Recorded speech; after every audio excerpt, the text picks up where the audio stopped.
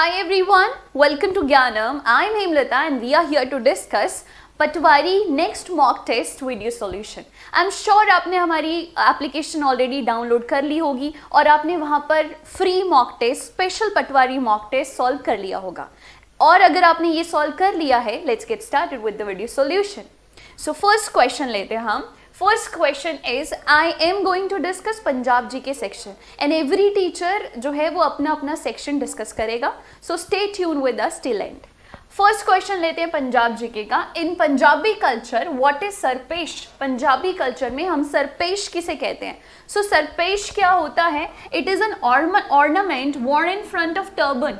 Turban के ऊपर इस तरह का ऑर्नामेंट होता है जो कि टर्बन के ऊपर आगे पहना जाता है। That is called sarpesh. जैसे कलगी होती है ऐसे ही सरपेश होता है। ओके राइट, नेक्स्ट क्वेश्चन लेते हैं। Next is the only stock exchange of Punjab is located in Which city? So Punjab की जो ओनली स्टॉक एक्सचेंज है it is in Ludhiana, right? Punjab की जो ओनली स्टॉक एक्सचेंज है दैट इज इन लुधियाना और ये ऐसी कुछ दिखती है। फाइन।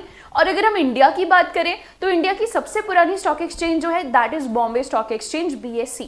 और बॉम्बे स्टॉक एक्सचेंज जो है वो 1875 में बनी थी। ये इंडिया की सबसे पुरानी स्टॉक एक्सचेंज नहीं है बल्कि ये एशिया की भी सबसे पुरानी स्टॉक एक्सचेंज है। ओके आगे चलते हैं, नेक्स्ट क्वेश्चन लेते हैं हम। Next question is who among the following has written Mahan Kosh? I am sure आपको इसके बारे में जरूर पता होगा। महान कोश किसने लिखा है? पाइकान सिंह। इनका पूरा नाम है पाइकान सिंह नाभा, राइट? ऐसी कुछ इनकी किताब दिखती है महान कोश, ठीक है? और ये इन्होंने लिखी है पाइकान सिंह नाभा ने। और आपको पता होगा this is also called Sikh encyclopedia या पंजाबी इंसाइक्लोपीडिया। पंजाब की बहुत सारी इंफॉर्मेशन जो है वो इसके अंदर दी हुई है। बहुत सारे मोर देन 70,000 वर्ड जो हैं वो इसके अंदर दिए हुए हैं। बहुत सारे वर्ड जो हैं इसमें गुरु ग्रंथ साहिब जी से भी लिए गए हैं। तो इसमें पंजाब की बहुत सारी इंफॉर्मेशन दी हुई है and that is why we call it Punjabi encyclopedia. Do not forget it, right? क्या है किताब का नाम? क्या है? महान कोश। और लिखी किसने है? पाइकान सिंह नाभा ने, ठीक है? नेक्स्ट चलते हैं। नेक्स्ट क्वेश्चन है where in Punjab is the first all women post office passport Seva Kendra open? Punjab में ऐसी कौन सी जगह है जहां पर पहला पासपोर्ट केंद्र ऐसा है जहां पर सारी ऑल विमेन है, ठीक है? सारा स्टाफ जो है वो विमेन का है। So it is in Phagwara. और ऐसा कुछ दिखता है, ये न्यूज़पेपर में इसी तरह की पिक्चर आई हुई थी, right? All women passport centre in Phagwara in Punjab. All right, आगे चलते हैं। Next question is who among the following is known as the father of Punjabi drama?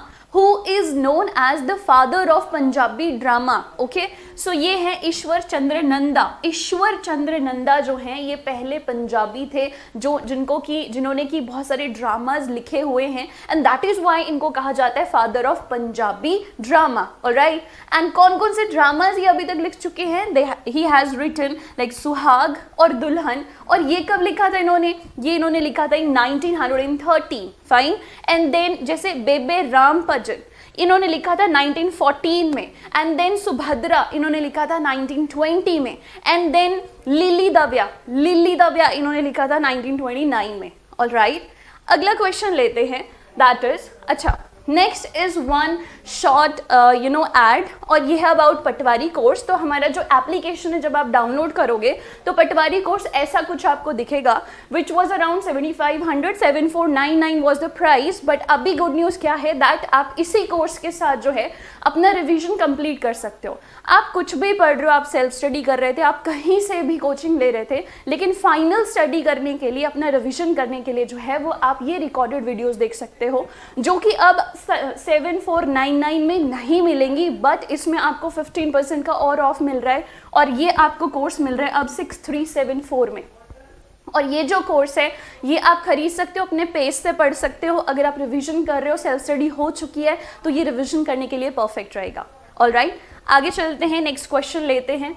Next question is Akal Takht was got built by? Akal Takht किसने बनाया था? कौन से गुरु थे जिन्होंने अकाल तख्त बनाया था? So it was built by Guru Hargobind ji, right? It was built by Guru Hargobind ji. And सी ऐसा कुछ दिखता है, दिस इज गोल्डन टेम्पल और ये अकाल तख्त है यहाँ पर और ये ऑलमोस्ट फेस कर रहा है इसे, ठीक है, जो गोल्डन टेम्पल है को ऑलमोस्ट फेस कर रहा है। एंड यू नो दैट कि ये गुरु हरगोविंद जी ने बनाया था। एंड गुरु हरगोविंद जी जो थे वो इसको यूज करते थे फॉर यूजिंग पॉलिटिकल पावर्स या पॉलिटिकल डिसीजन या पॉलिटिकल डिस्कशंस करने के लिए ये यूज किया जाता था। ओके, ऑलराइट, आगे चलते हैं। Whose बाणी is not included in Guru Granth Sahib जी, किसकी बाणी जो है वो गुरु ग्रंथ साहिब जी में इंक्लूड नहीं की गई है।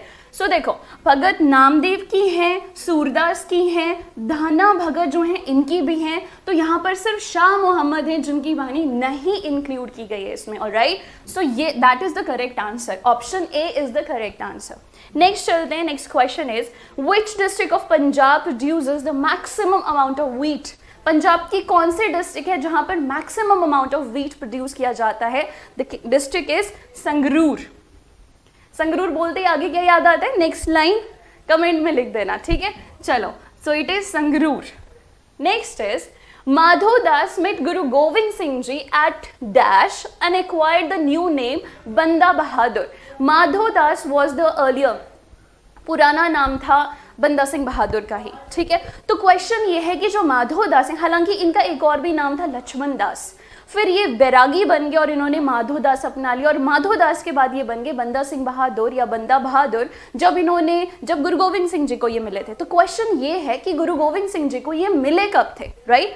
सो ये कब मिले थे गुरु गोविंद सिंह जी, कहाँ मिले थे गुरु गोविंद सिंह जी को? नंदेड़ में, ठीक है। नंदेड़ महाराष्ट्र में जो थे ये गुरु गोविंद सिंह जी को मिले थे, और जब गुरु गोविंद सिंह जी को ये मिले तो उन्होंने उनको कहा कि सी आपकी जगह ये नहीं है, आपकी जगह है, आपको जाना है, आपकी लाइफ का जो मकसद है वो है लोगों को, नॉर्थ इंडिया में पंजाब के लोगों को जो है वो मुगलों की एट्रोसिटी से बचाना, दैट इज रियल मकसद आपकी लाइफ का। Okay, next is Guru Nanak Dev thermal power plant at which place has been closed down, right, by the government। तो कौन सी प्लेस में है Guru Nanak Dev thermal power plant जो कि अभी बंद कर दिया गया है? Yes, it is at Bathinda. Bathinda में है, ऐसा कुछ दिखता है, और अभी ये क्लोज हो चुका है। Alright, so that is it. These were the question from Punjab G के। Stay tuned with us. Other teachers आएंगे और अपने अपने सेक्शन को डिस्कस करेंगे, और आप पूरा टेस्ट जो है वो पूरा सोल्यूशन देखो, और जो जो क्वेश्चन आपसे अटेम्प्ट नहीं हुए वो भी देखो, क्योंकि मॉक टेस्ट करने का सही तरीका यही है। पहले मॉक टेस्ट किया, अब आप देखो कि कितने क्वेश्चंस आपके बन गए हैं। जो क्वेश्चन आपके गलत होते हैं उनको फिर से देखो और चेक करो कि कौन सा एरिया है जहां पर आपको इंप्रूवमेंट करने की जरूरत है। Alright, thank you so much.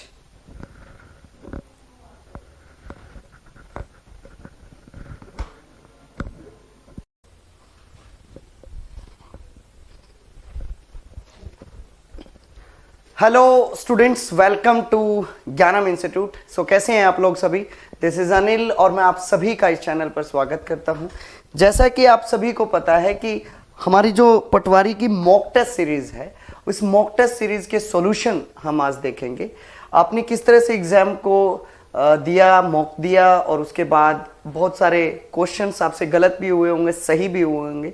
देखिए, अब हम इवेलुएट करते हैं कि और ढंग से चीज़ों को समझते हैं आसानी से। क्लैरिटी, इवेल्युएशन बहुत ज़रूरी है। चलिए इसके सॉल्यूशंस देख लेते हैं। पहला question, the bank deposits that can be withdrawn without notice are called.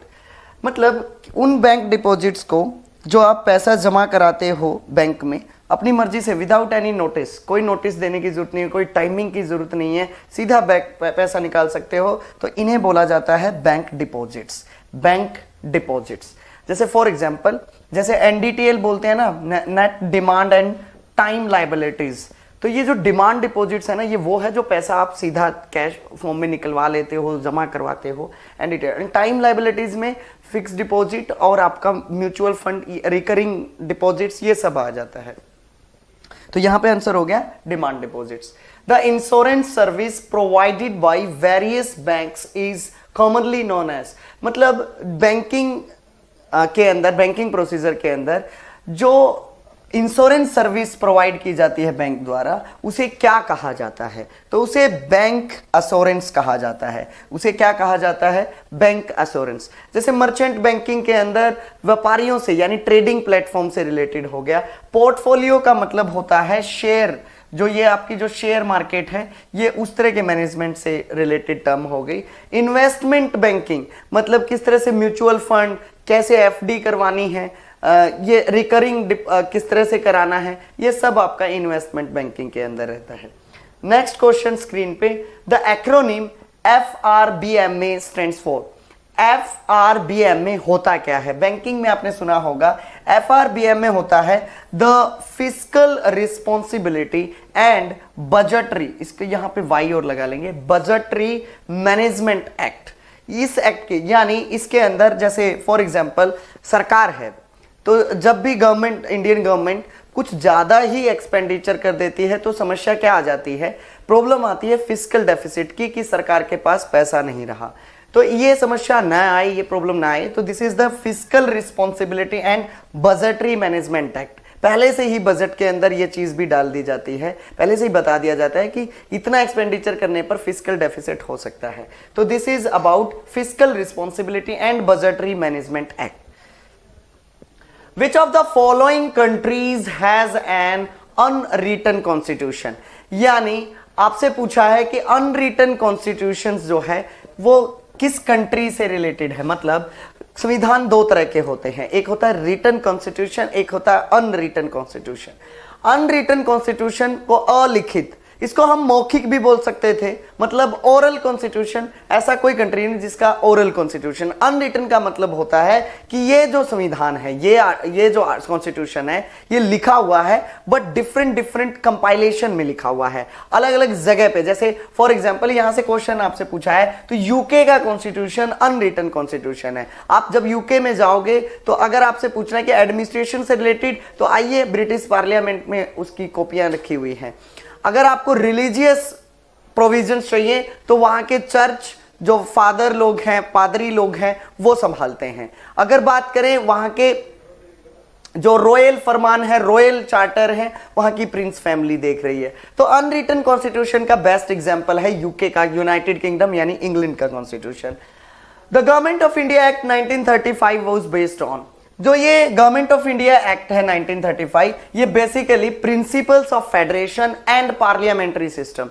इसका क्या मतलब है? इसका मतलब है कि गवर्नर जनरल ऑफ इंडिया, इसके पास भी कुछ पावर्स रहेंगी, वायसराय के पास भी कुछ पावर रहेंगी और उनकी काउंसिल, और देन जो ब्रिटिश पार्लियामेंट से एक्ट बन के आते हैं वो भी पावरफुल रहेंगे। इसका मतलब दिस इज अबाउट, कह सकते हैं कि पावर का सेपरेशन, डिवीजन किया हुआ है। तो ये जो है फेडरेशन और पार्लियामेंट्री सिस्टम पे रहता है आपका government of India act 1935 act. तो ये जो गवर्नमेंट ऑफ, इसे ब्लूप्रिंट भी कहा जाता है हमारे कॉन्स्टिट्यूशन का, blueprint of the Indian constitution, क्योंकि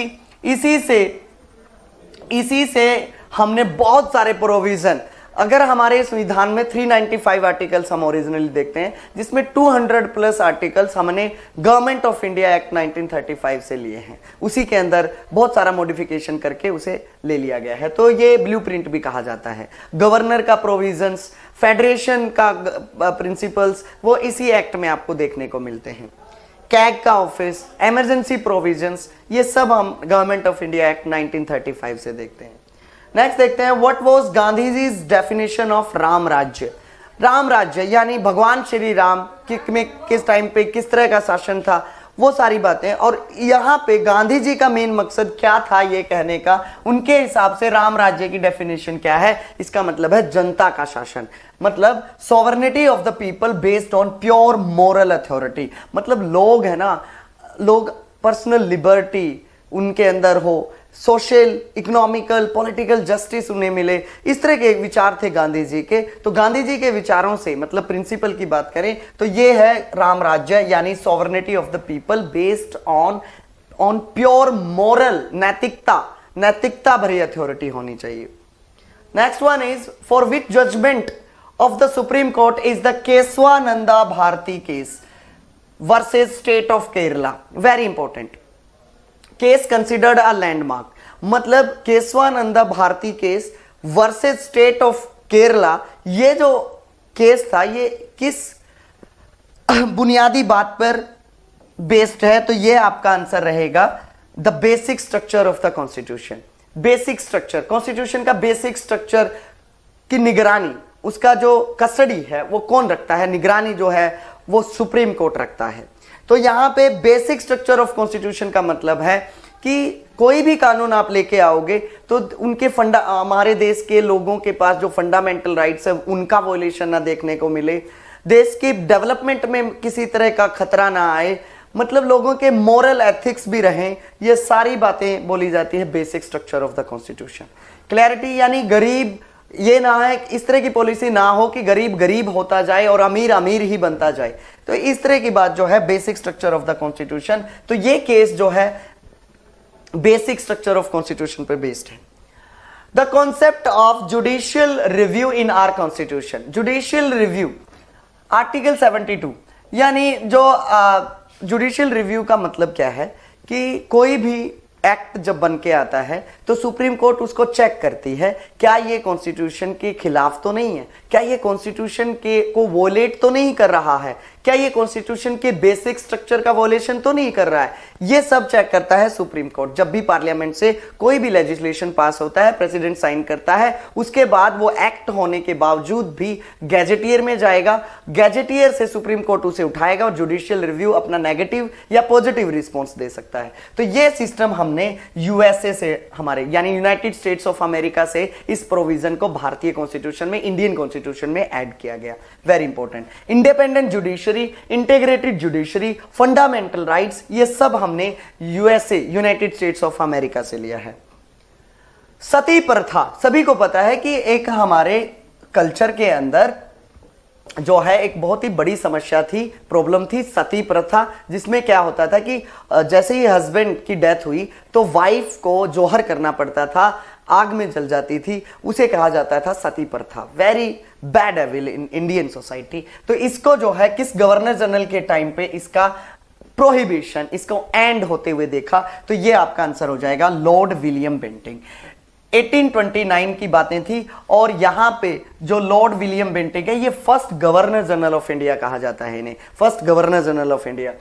अगर मैं बात करूं सती प्रथा, तो इसमें साथ दिया था राजा राम मोहन राय। राजा Ram Mohan Roy the enlightened one, इन्हें भी इनसे जोड़ा जा सकता है, तो मैं यहां पे आंसर लिख रहा हूं ताकि आपको यह भी याद रहे, राजा राम मोहन राय। ठीक है जी, तो ये भी इनसे जुड़े हुए हैं। सती प्रथा, विडो रीमैरिज एक्ट लेके आने में, अडॉप्शन एक्ट लेने में राजा राम मोहन राय का बहुत इंपॉर्टेंट रोल है। The famous figure of a dancing girl found in excavation of Mohenjodaro. Mohenjodaro में एक डांसिंग गर्ल, मैंने पढ़ाते हुए भी हमारे क्लासरूम में, ऑनलाइन क्लासेस में मैंने बहुत बार अच्छे से स्टोरी टेलिंग में ये सब याद करने का तरीका बताया हुआ है। तो जो भी स्टूडेंट ये सब देख पा रहे हैं, प्लीज एक बार सब्सक्राइब जरूर करें चैनल को एंड बेल आइकन को भी प्रेस करें, ताकि जब भी नोटिफिकेशन आए तो आपके पास नोटिफिकेशन आ जाएगी लाइव क्लास की और आप ज्वाइन कर सकेंगे। हमारे बहुत सारे पटवारी, नायब तहसीलदार और एसएससी बैंकिंग के कोर्सेज अवेलेबल हैं। अगर कोई इंटरेस्टेड कैंडिडेट है, यू कैन बाय। तो ये जो डांसिंग गर्ल की फिगर आपको देखने को मिली, this figurine is made up of bronze. ये ब्रॉन्ज से बनी हुई थी, कांस्य की बनी हुई नर्तिका, मतलब नाचने वाली एक गर्ल की मूर्ति बनी हुई थी ब्रॉन्ज से, और ये मोहनजोदारो में मिली है। मोहनजोदारो का एक्सकवेशन आरडी बनर्जी ने किया था 1922 में। मोहनजोदारो की बात करें तो 1922 में सिंधु घाटी सभ्यता की दूसरी इंपॉर्टेंट साइट, पहले हड़प्पा 1921 में, Dayaram Sahni, and then Mohenjodaro, which means अगर मैं इसके रिवर की बात करूं तो ये आपकी इंडस रिवर के बैंक पे थी, Indus river. Next, who had 9 gems in his court, मतलब नवरत्न, नवरत्न बोला जाता है, यानी इंपॉर्टेंट पर्सनैलिटी जो डिफरेंट फील्ड से हैं, जैसे तानसेन, टोडरमल, राणा, ये सब ये इसके दरबार में थे, ये अकबर के दरबार में थे। वेरी इंपॉर्टेंट, अकबर के दरबार में नवरत्न की कॉन्सेप्ट देखने को मिलती है। कैरेट एंड स्टिक पॉलिसी थी बलबन की। कुतुबुद्दीन ऐबक को लख बख्श भी कहा जाता है, लख बख्श, लाखों का दान देते थे, अपने आप को स्लेव मानते थे। दिल्ली सल्तनत के पहले सुल्तान है कुतुबुद्दीन ऐबक। जलालुद्दीन खिलजी, यानी अलाउद्दीन खिलजी से पहले, आपने मूवी देखी होगी पद्मावत, उसमें जो रणबीर सिंह रोल प्ले कर रहा था वो अलाउद्दीन खिलजी का, इनसे पहले जलालुद्दीन खिलजी इसके चाचा। नेक्स्ट, मलिक काफूर जो है अलाउद्दीन खिलजी के टाइम पे क्या था, उसका जनरल था Malik Kafur. Malik Kafur was favourite general of Alauddin Khilji. Khilji जो है अगर मैं बात करूं यहाँ पे, तो यहाँ पे करीब 1320 के आसपास की बातें हैं, यहां तक शासन होता है अलाउद्दीन खिलजी। और अलाउद्दीन खिलजी की एक और मैं बात करूं तो इक्ता सिस्टम को बहुत ही स्ट्रॉन्ग किया, इक्ता सिस्टम को स्ट्रॉन्ग किया। और जो आप साराय अदल, दिल्ली के अंदर जो क्लॉथ मार्केट है वो भी इन्होंने ही, मतलब अलाउद्दीन खिलजी ने ही स्टैब्लिश किया था। यानी साराय अदल जो यानी क्लॉथ मार्केट दिल्ली की, वो भी स्टैब्लिश अलाउद्दीन खिलजी ने किया था। Next, which one of the following is called a red planet? Red planet किसे कहा जाता है? ये बहुत ही इजी क्वेश्चन था और यहां पे आंसर हो जाएगा मार्स, क्योंकि मार्स की एटमॉस्फेयर में भी, जितना भी एटमॉस्फेयर है और मिट्टी के अंदर भी आयरन ऑक्साइड है। आयरन ऑक्साइड की प्रेजेंस के कारण ये जो है हमें लाल कलर का दिखाई देता है। क्लैरिटी, यानी रेड प्लैनेट। इसी के मार्स के दो इंपॉर्टेंट फिबोस और डिमोस दो इंपॉर्टेंट सैटेलाइट, नेचुरल सैटेलाइट भी हैं, फिबोस और Deimos, very important. Which lake is source of river नील? नील रिवर यानी नाइल रिवर का जो नील रिवर है ये लेक विक्टोरिया। लेक विक्टोरिया का दूसरा नाम नायंजा भी है, यानी लेक नायंजा भी कहा जाता है इसे। और ये अफ्रीकन कॉन्टिनेंट में बहती है। अफ्रीकन कॉन्टिनेंट में जो लेक है विक्टोरिया वहां से निकलती है। क्लैरिटी, यानी तंजानिया, युगांडा, किनिया के बॉर्डर तक भी ये नील रिवर बहती है और ये आपकी लेक विक्टोरिया जो है से निकलती है, यानी विक्टोरिया झील से। Clarity. Next, Delhi gets winter rainfall due to western disturbance. यानी दिल्ली हो गया आपका, यानी आपका पंजाब का कुछ क्षेत्र, हरियाणा में ये जो बेल्ट है ना, यहाँ पे विंटर यानी सर्दियों में रेनफॉल देखने को मिलती है और ये रेनफॉल वेस्टर्न डिस्टर्बेंस से देखने को मिलती है, क्योंकि यहां से वहां से विंड चलती हुई आती है जिनका नाम है मेडिटेरियन सी से होती हुई आएंगी। यानी यूरोप में और एशिया के बीच में आपने मेडिटेरियन रीजन को देखा होगा, वहां से विंड लेके आती है बारिश, और ये बारिश होगी आपके नॉर्थ वेस्ट फ्रंटियर पे। नॉर्थ वेस्ट फ्रंटियर में आपका यानी पंजाब, हरियाणा, दिल्ली और राजस्थान के कुछ क्षेत्रों में रीजन्स में बारिश देखने को मिलती है, विंटर रेनफॉल। और ये वेस्टर्न डिस्टर्बेंस यानी भारत के वेस्ट में यानी यूरोप में कुछ डिस्टर्बेंस चल रहा है विंड सर्कुलेशन का, जिसकी वजह से हमें विंटर में रेनफॉल देखने को मिलती है। Who won the player of the century award at the globe soccer award? Soccer मतलब फुटबॉल से रिलेटेड अवार्ड जो है, इसमें ज्यादा समझने का नहीं है, आंसर हो जाएगा आपका क्रिस्टियानो रोनाल्डो। क्रिस्टियानो रोनाल्डो को यह अवार्ड मिला है ग्लोबल सोशर अवार्ड्स। अब देखिए नेक्स्ट क्वेश्चन देखते हैं, नीति आयोग। नीति आयोग आप सभी ने सुना है कि क्या होता है? National institute for transforming India. इन्होंने एक लॉन्च किया है नया digital asset management and storage platform. इसका नाम क्या है? आपसे यह पूछा गया। इसका नाम है डिजीबॉक्स। यानी नीति आयोग के सीईओ ने, चीफ एग्जीक्यूटिव ऑफिसर ने इसे लॉन्च कर दिया है। जितनी भी आपकी इंपॉर्टेंट फाइल्स हैं बैंकिंग से रिलेटेड, वो सारा इसके अंदर स्टोर होती रहेगी। नीति आयोग कब लागू हुआ है? इसकी जगह पहले क्या था? प्लानिंग कमीशन हुआ करता था, और प्लानिंग कमीशन की जगह पे आपका नीति आयोग आ गया है। नीति की फुल फॉर्म आपसे एग्जाम में आ सकती है, 1 जनवरी 2015 से ही लागू हो गया था। National institute for transforming India. तो पूरा का पूरा फाइल्स इसके अंदर डिजीबॉक्स के अंदर स्टोर होती रहेगी, सिक्योरिटी बनेगी, प्राइवेसी की किसी भी तरह का वॉयलेशन नहीं होगा। तो ये था ये आपका question. Who is the winner of the sir Garfield Sobers award for ICC male cricketer of the decade? तो विराट कोहली को जो है sir Garfield award ICC male cricketer यानी आईसीसी के मेल क्रिकेटर के तौर पर विराट कोहली को सर गारफील्ड सोबर्स अवार्ड से नवाजा गया है। आंसर रहेगा भारतीय skipper, Indian skipper of cricket team Virat Kohli. Ellyse Perry won the Rachel Heyhoe Flint award for ICC female cricketer, ये फीमेल तो डिकेट, ये जो है किस कंट्री के लिए खेलती हैं, तो ये ऑस्ट्रेलिया के लिए खेलती हैं, वेरी इंपॉर्टेंट। एलिसी पेरेज जो है, पेरिस जो है, काफी अच्छी क्रिकेटर हैं, ये ऑस्ट्रेलिया के लिए खेलती हैं और इन्हें राशेल हेथो फ्लिंट अवार्ड मिला है आईसीसी का डिकेड का, यानी दशक का, 10 सालों के सबसे बेस्ट प्लेयर के रूप में एलिसी पेरेज, जो कि ऑस्ट्रेलिया की प्लेयर हैं।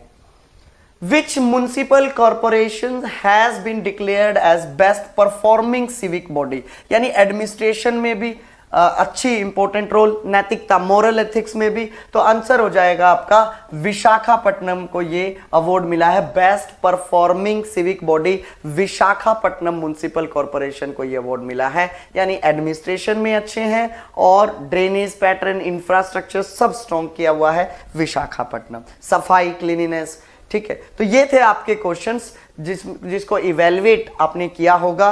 फॉर मोर डिटेल, अगर आपको पटवारी, नायब तहसीलदार और अदर एसएससी और बैंकिंग की तैयारी करनी है तो हमारे कोर्सेज अवेलेबल हैं। यू कैन कॉन्टैक्ट, डिस्क्रिप्शन में फोन नंबर गिवन है, you can contact at this number. Thank you students for joining this session and best of luck for your future upcoming exams. Thank you.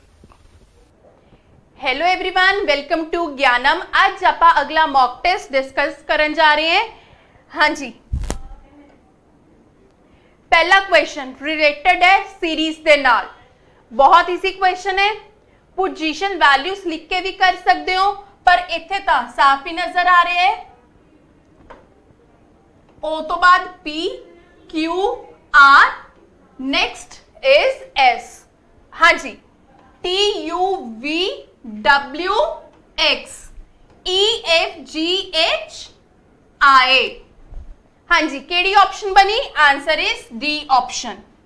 Next is अगला question देखो, series alpha numeric series के नाल related है। If all the numbers from the above arrangement are removed, वो कह रहे हैं कि तुसी नंबर्स जो है वो रिमूव कर दो, ठीक है, नंबर सारे रिमूव कर दो, चाहे कट करो चाहे काउंटिंग विच काउंट ही ना करो, ठीक है।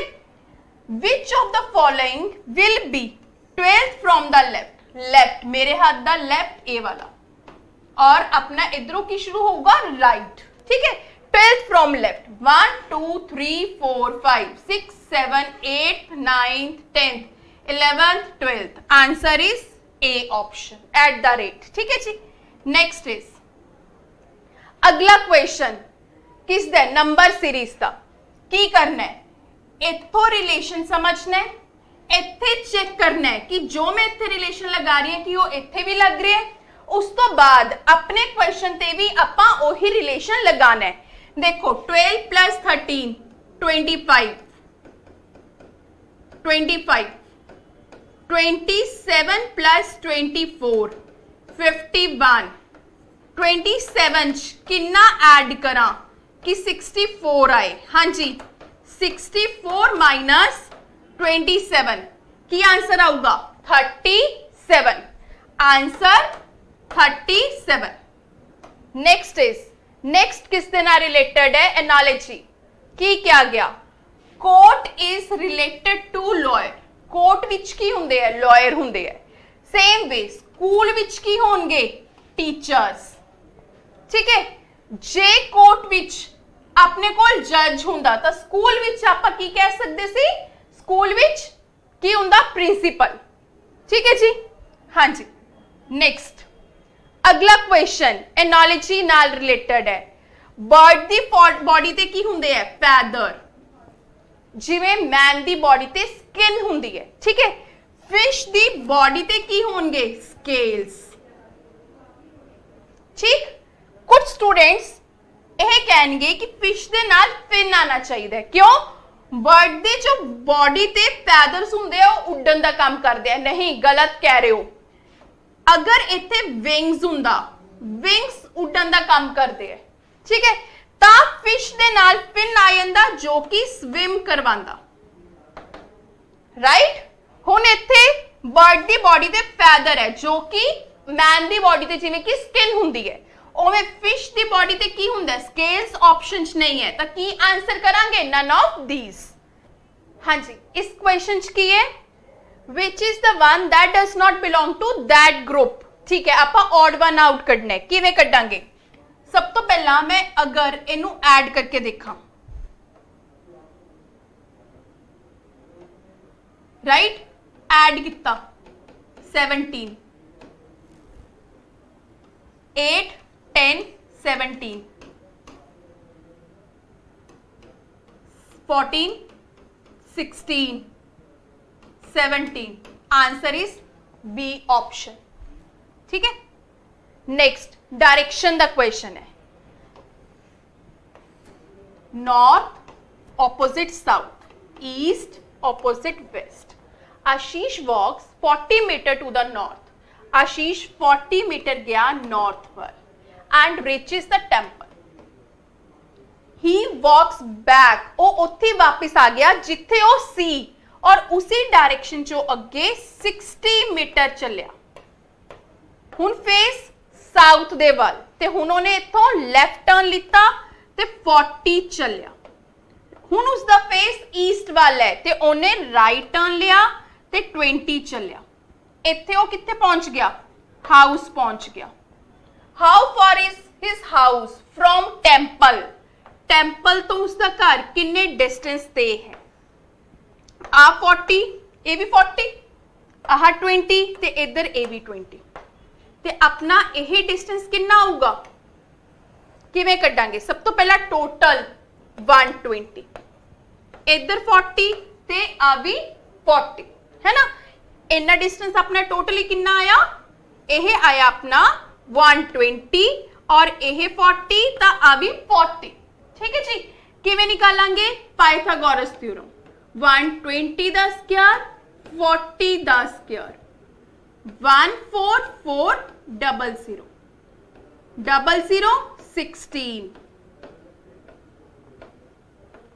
6 द अंडर रूट।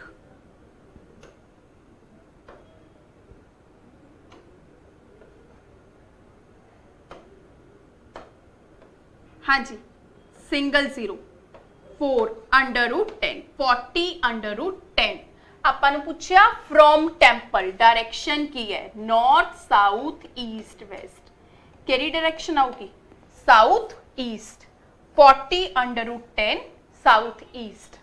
ठीक है जी, हाँ जी। नेक्स्ट, अगर तुसी ये कॉन्सैप्ट बहुत वधिया तरीके नाल कीते होए ते मॉक टेस्ट बहुत ईजी है। जे तुसी तैयारी नहीं कीती होई फिर सारा कुछ टफ है ना।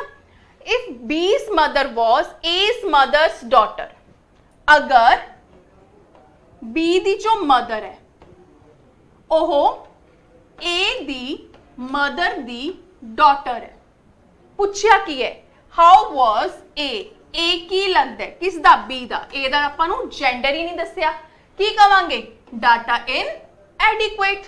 ठीक है, नेक्स्ट ब्लड रिलेशनशिप। क्वेश्चन किस तो शुरू हो रहा है? शी तो। मैं किस तो शुरू करा? स्पीकर कौन है? मैन तो। एक मैन ने की क्या? मैन ने की क्या? किस तो शुरू करिए? माए तो। मेरी ग्रैंड मदर दा इकलौता बेटा, मैन दी पापा दी मम्मी दा इकलौता बेटा, पापा होए इकलौते बेटे दी डॉटर।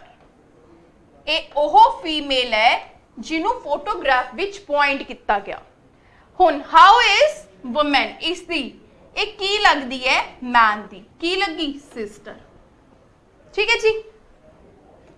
नेक्स्ट अगला क्वेश्चन रैंकिंग ते बेस्ड है। 6 लोग है, 1 2 3 4 5 6। ठीक है जी, राइट। ठीक है, सी स्कोर मोर देन, किस तो सी ने ज्यादा स्कोर किया?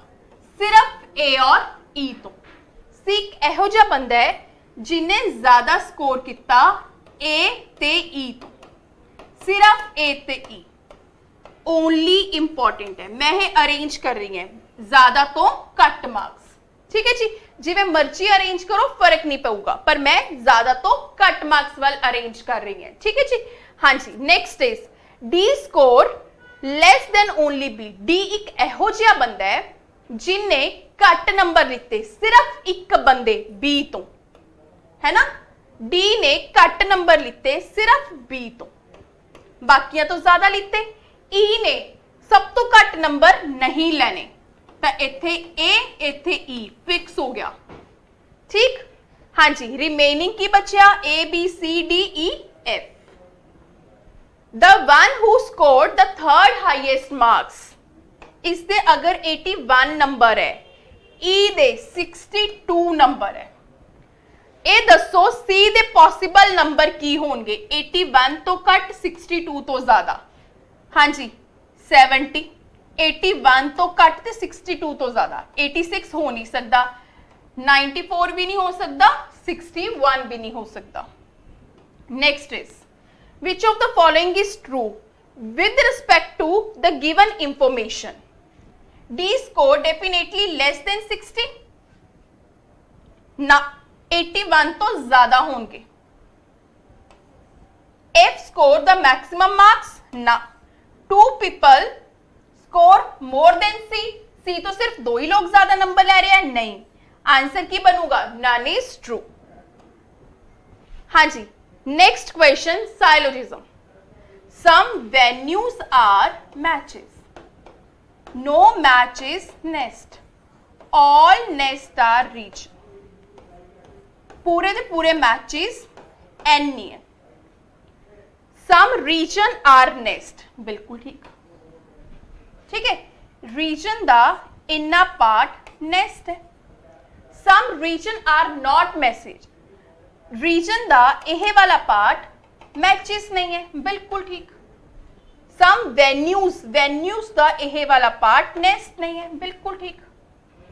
सम नेस्ट आर, नेस्ट का कुछ पार्ट मैचेस नहीं है, जब सारे ही नेस्ट मैचेस नहीं है तो कुछ भी नहीं होगा, सारा true. Answer is all follow. हाँ जी, इत्थे ध्यान नाल समझण वाली गल की है कि जे तां मैनूं साइलोजिज्म आंदा है फिर तां आपां क्वेश्चन कर लांगे, जे मैनूं साइलोजिज्म नहीं आंदा फिर ये क्वेश्चन भी नहीं होने, क्योंकि एक क्वेश्चन कॉन्सेप्चुअल है। हुण जे मैनूं पता है कि पूरा दा पूरा एम एन नहीं है तो एन भी एम नहीं होगा, जे पूरा नहीं है तो कुछ भी नहीं होगा, आर दा इन्ना पार्ट एम नहीं होगा, ठीक है। ये कॉन्सेप्चुअल है। हाँ जी, नेक्स्ट मैट्रिक्स दे नाल रिलेटेड क्वेश्चन, आपां पेन नूं कोड करना है, बाय ऑप्शन क्वेश्चन करांगे। PEN, हाँ जी, की P दी वैल्यू 66 है, 66 P दी वैल्यू है, ऑप्शन आंसर हो सकती है। 86 P दी वैल्यू है, नहीं। 85 P दी वैल्यू है, यस। 65 P दी वैल्यू है, नहीं, ठीक है जी। नेक्स्ट E दी वैल्यू 30 ना, 30 E दी वैल्यू 30 तो नहीं है। की E दी वैल्यू 00 है, बिल्कुल। हाँ जी, आंसर बच्चा कि अपने कोल पी, ठीक है, रिस्पेक्टिवली हुंदा है, राइट। जे आप मैट्रिक्स कितना तो बहुत ईजी है। नेक्स्ट इज रिलेशन दसने स्मोकर लॉयर्स ते नॉन स्मोकर विच। लॉयर्स, कुछ लॉयर स्मोकर होंगे, कुछ लॉयर स्मोकर नहीं होंगे। आंसर इज ए ऑप्शन, ठीक। नेक्स्ट, कंप्लीट करना पैटर्न, राइट। वर्टिकल यह इस तरीके नाल जा रहे हैं ते यह इसका उल्टा, मतलब मैं वर्टिकल दा उल्टा की मार्क करूंगी, horizontal. Answer is B option. हाँ जी, आई होप थोड़ा मॉक टेस्ट बहुत वधिया गया होगा। तुसी इसी तरीके नाल तैयारी करते रहो, असी हर सैटरडे टेस्ट अपलोड करते रहेंगे। Thank you. ਹੈਲੋ ਗਾਇਸ, ਕੀ ਹਾਲ ਚਾਲ ਤੁਹਾਡੇ ਸਾਰਿਆਂ ਦੇ? ਉਮੀਦ ਕਰਦਾ ਬਿਲਕੁਲ ਸਹੀ ਹੋਣੇ ਆ। ਤਾਂ ਅੱਜ ਮੈਂ ਆਸ਼ੀਸ਼ ਤੁਹਾਡੇ ਲਈ ਫਿਰ ਤੋਂ ਕੰਪਿਊਟਰ ਦਾ ਜਿਹੜਾ ਮੌਕ ਹੈਗਾ ਉਹਦਾ ਵੀਡੀਓ ਸੋਲੂਸ਼ਨ ਤੁਹਾਡੇ ਕੋਈ ਲੈ ਕੇ ਆ ਰਹੇ ਨੇ। ਚਲੀ ਗਾਇਸ, ਆਪਾਂ ਸਟਾਰਟ ਕਰਦੇ ਨੇ। ਤਾਂ ਸਭ ਤੋਂ ਪਹਿਲੇ ਦੇਖੋ ਤੁਹਾਡੇ ਕੋਲ ਜਿਹੜਾ ਫਸਟ ਕੁਐਸਚਨ ਹੈਗਾ ਉਹ ਕੀ ਹੈਗਾ? Random access memory a form of computer data storage is. ਕਹਿਣ ਦਾ ਮਤਲਬ ਕਿ ਜਿਹੜੀ ਰੈਮ ਹੈਗੀ ਉਹ ਕਿਹੜੇ ਟਾਈਪ ਦੀ ਜਿਹੜੀ ਹੈਗੀ ਹੈ ਸਟੋਰੇਜ ਮੈਮਰੀ ਹੈਗੀ ਹੈ? ਤਾਂ ਵੋਲੇਟਾਈਲ ਹੈ, ਨॉन ਵੋਲੇਟਾਈਲ ਹੈ, ਪਰਮਾਨੈਂਟ ਹੈਗਾ ਜਾਂ ਫਿਰ ਸਟੋਰੇਜ ਹੈਗਾ? ਤਾਂ ਤੁਹਾਨੂੰ ਇੱਕ ਗੱਲ ਤਾਂ ਬੜੀ ਸਹੀ ਤਰੀਕੇ ਨਾਲ ਪਤਾ, ਜਿਹੜਾ ਰੈਮ ਦਾ ਨੇਚਰ ਹੁੰਦਾ ਉਹ ਕੀ ਹੁੰਦਾ ਹੈ? ਵੋਲੇਟਾਈਲ ਇਨ ਨੇਚਰ ਹੁੰਦਾ ਹੈ। ਵੋਲੇਟਾਈਲ ਦਾ ਮੀਨਿੰਗ ਤੁਸੀਂ ਸਮਝਦੇ ਹੋ ਨਾ ਗਾਇਸ? ਵੋਲੇਟਾਈਲ ਦਾ ਜਿਹੜਾ ਨੇਚਰ ਹੁੰਦਾ ਉਹ ਕੀ ਹੁੰਦਾ ਹੈ? ਵੋਲੇਟਾਈਲ ਦਾ ਜਿਹੜਾ ਨੇਚਰ ਹੁੰਦਾ ਹੈ ਉਹ ਆਪਣੇ ਆਪ 'ਚ ਇੱਕ ਇਹੋ ਜਿਹਾ ਨੇਚਰ ਹੁੰਦਾ ਕਿ ਸਾਡੇ ਸਿਸਟਮ ਦੀ ਜੇਕਰ ਆਪਾਂ ਕੋਈ ਡੇਟਾ ਸੇਵ ਨਹੀਂ ਕੀਤਾ XYZ ਕੋਈ ਵੀ ਕਾਰਨ ਰਹੇ ਤੇ ਸਾਡਾ ਸਿਸਟਮ ਬੰਦ ਹੋ ਜਾਏ ਤੇ ਉਹ ਡੇਟਾ ਜਿਹੜਾ ਹੈ ਸੇਵ ਨਹੀਂ ਹੋਏਗਾ ਤਾਂ ਉਹ ਜਿਹੜੀ ਮੈਮਰੀ ਹੁੰਦੀ ਹੈ ਉਹ ਕਿਹੜੀ ਹੁੰਦੀ ਹੈ ਵੋਲੇਟਾਈਲ ਇਨ ਨੇਚਰ ਮੈਮਰੀ ਹੁੰਦੀ ਹੈ ਤੇ RAM ਦਾ ਜਿਹੜਾ ਨੇਚਰ ਸਟੋਰਿੰਗ ਨੇਚਰ ਹੁੰਦਾ ਉਹ ਕੀ ਹੁੰਦਾ ਹੈ ਵੋਲੇਟਾਈਲ ਹੁੰਦਾ ਤਾਂ ਇਸ ਕਰਕੇ ਆਨਸਰ ਸਟ੍ਰੇਟ ਫੋਰਵਰਡ ਸੀਗਾ A ਆਪਸ਼ਨ ਹੋਪਫੁਲੀ ਗੱਲ ਤੁਹਾਨੂੰ ਕਲੀਅਰ ਹੈ ਜੀ ਚਲਿਏ ਅੱਗੇ ਆਪਾਂ बढ़ते ਨੈਕਸਟ ਕੁਐਸਚਨ ਦੇਖੀਏ ਇਹ ਜਿਹੜਾ ਕੁਐਸਚਨ ਹੈਗਾ ਇਹੋ ਦੇ ਕੁਐਸਚਨ ਪੇਪਰਾਂ ਦਾ ਪਾਰਟ ਅਕਸਰ ਬਣਦੇ ਨੇ ਕੀ ਹੈਗਾ ਇਨ MS PowerPoint the difference between slide design and auto content ਹੁਣ ਦੇਖੋ ਤੁਹਾਨੂੰ ਪਤਾ ਹੋਣਾ ਚਾਹੀਦਾ ਸਲਾਈਡ ਕੰਟੈਂਟ ਕੀ ਹੁੰਦਾ ਹੈ ਤੇ ਆਟੋ ਕੰਟੈਂਟ ਕੀ ਹੁੰਦਾ ਹੈ ਠੀਕ ਹੈ ਜੇਕਰ ਤੁਹਾਨੂੰ ਇਹ ਦੋ ਗੱਲਾਂ ਪਤਾ ਨਹੀਂ ਤਾਂ ਤੁਸੀਂ ਆਨਸਰ ਬੜੇ ਸੌਖੇ ਤਰੀਕੇ ਨਾਲ ਕਰ ਸਕਦੇ ਹੋ ਹੁਣ ਤੁਸੀਂ ਜੇਕਰ ਤੁਹਾਨੂੰ ਨਹੀਂ ਪਤਾ ਫਿਰ ਵੀ ਤੁਸੀਂ ਆਨਸਰ ਕਰ ਸਕਦੇ ਹੋ ਥੋੜਾ ਜਿਹਾ ਅਟੈਂਸ਼ਨ ਪੇ ਕਰਨਾ ਤੁਸੀਂ ਬੋਰਡ ਦੀ ਤਰਫ ਤੁਹਾਨੂੰ ਫਿਰ ਪਤਾ ਚੱਲ ਜਾਣਾ ਜੇਕਰ ਆਪਾਂ ਗੱਲ ਕਰੀਏ ਬੋਥ ਆਰ ਸੇਮ ठीक है तो बोथ आर सेम ਦੀ ਜੇਕਰ ਆਪਾਂ ਗੱਲ ਕਰੀਏ ਸਾਨੂੰ ਪਹਿਲੇ ਪਤਾ ਕਿ both are same ਨਹੀਂ ਨੇ ਅੱਗੇ ਤੁਹਾਡੇ ਕੋਲ ਹੈਗਾ ਕਿ ਨਾ ਜੇ ਸਲਾਈਡ ਡਿਜ਼ਾਈਨ ਤੇ ਆਟੋ ਕੰਟੈਂਟ ਹੈਗਾ ਤਾਂ ਕੁਛ ਨਾ ਵਿੱਚ ਕੀ ਹੋਏਗਾ ਡਿਫਰੈਂਸ ਜ਼ਰੂਰ ਹੋਏਗਾ auto content wizard is a just the wizard version of slide design ठीक है नहीं आंसर नहीं बनेगा सी ऑप्शन देखते हैं slide design does not provide sample content but auto content wizard provide the sample content ठीक है आगे है ਤੁਹਾਡੇ ਕੋਲ slide design ask you choose in step but auto content wizard does not let you make choose देखो guys ਹੁਣ ਇਸ question ਦੀ ਜੇਕਰ ਆਪਾਂ ਗੱਲ ਕਰੀਏ ਸਲਾਈਡ ਡਿਜ਼ਾਈਨ ਤੇ ਤੁਹਾਡੇ ਕੋਲ ਆਟੋ ਕੰਟੈਂਟ ਤੋਂ ਪਹਿਲਾਂ ਉਹ ਸੀਗਾ ਤੁਹਾਡੇ ਕੋਲ ਬੋਥ ਆ ਸੇਮ ਤਾਂ ਬੋਥ ਤਾਂ ਕਦੇ ਸੇਮ ਨਹੀਂ ਹੋਣਾ ਕਿਉਂਕਿ ਤੁਹਾਨੂੰ ਪਤਾ ਹੀ ਨਾ ਵਿੱਚ ਕੋਈ ਨਾ ਕੋਈ ਡਿਫਰੈਂਸ ਜ਼ਰੂਰ ਹੋਏਗਾ auto content wizard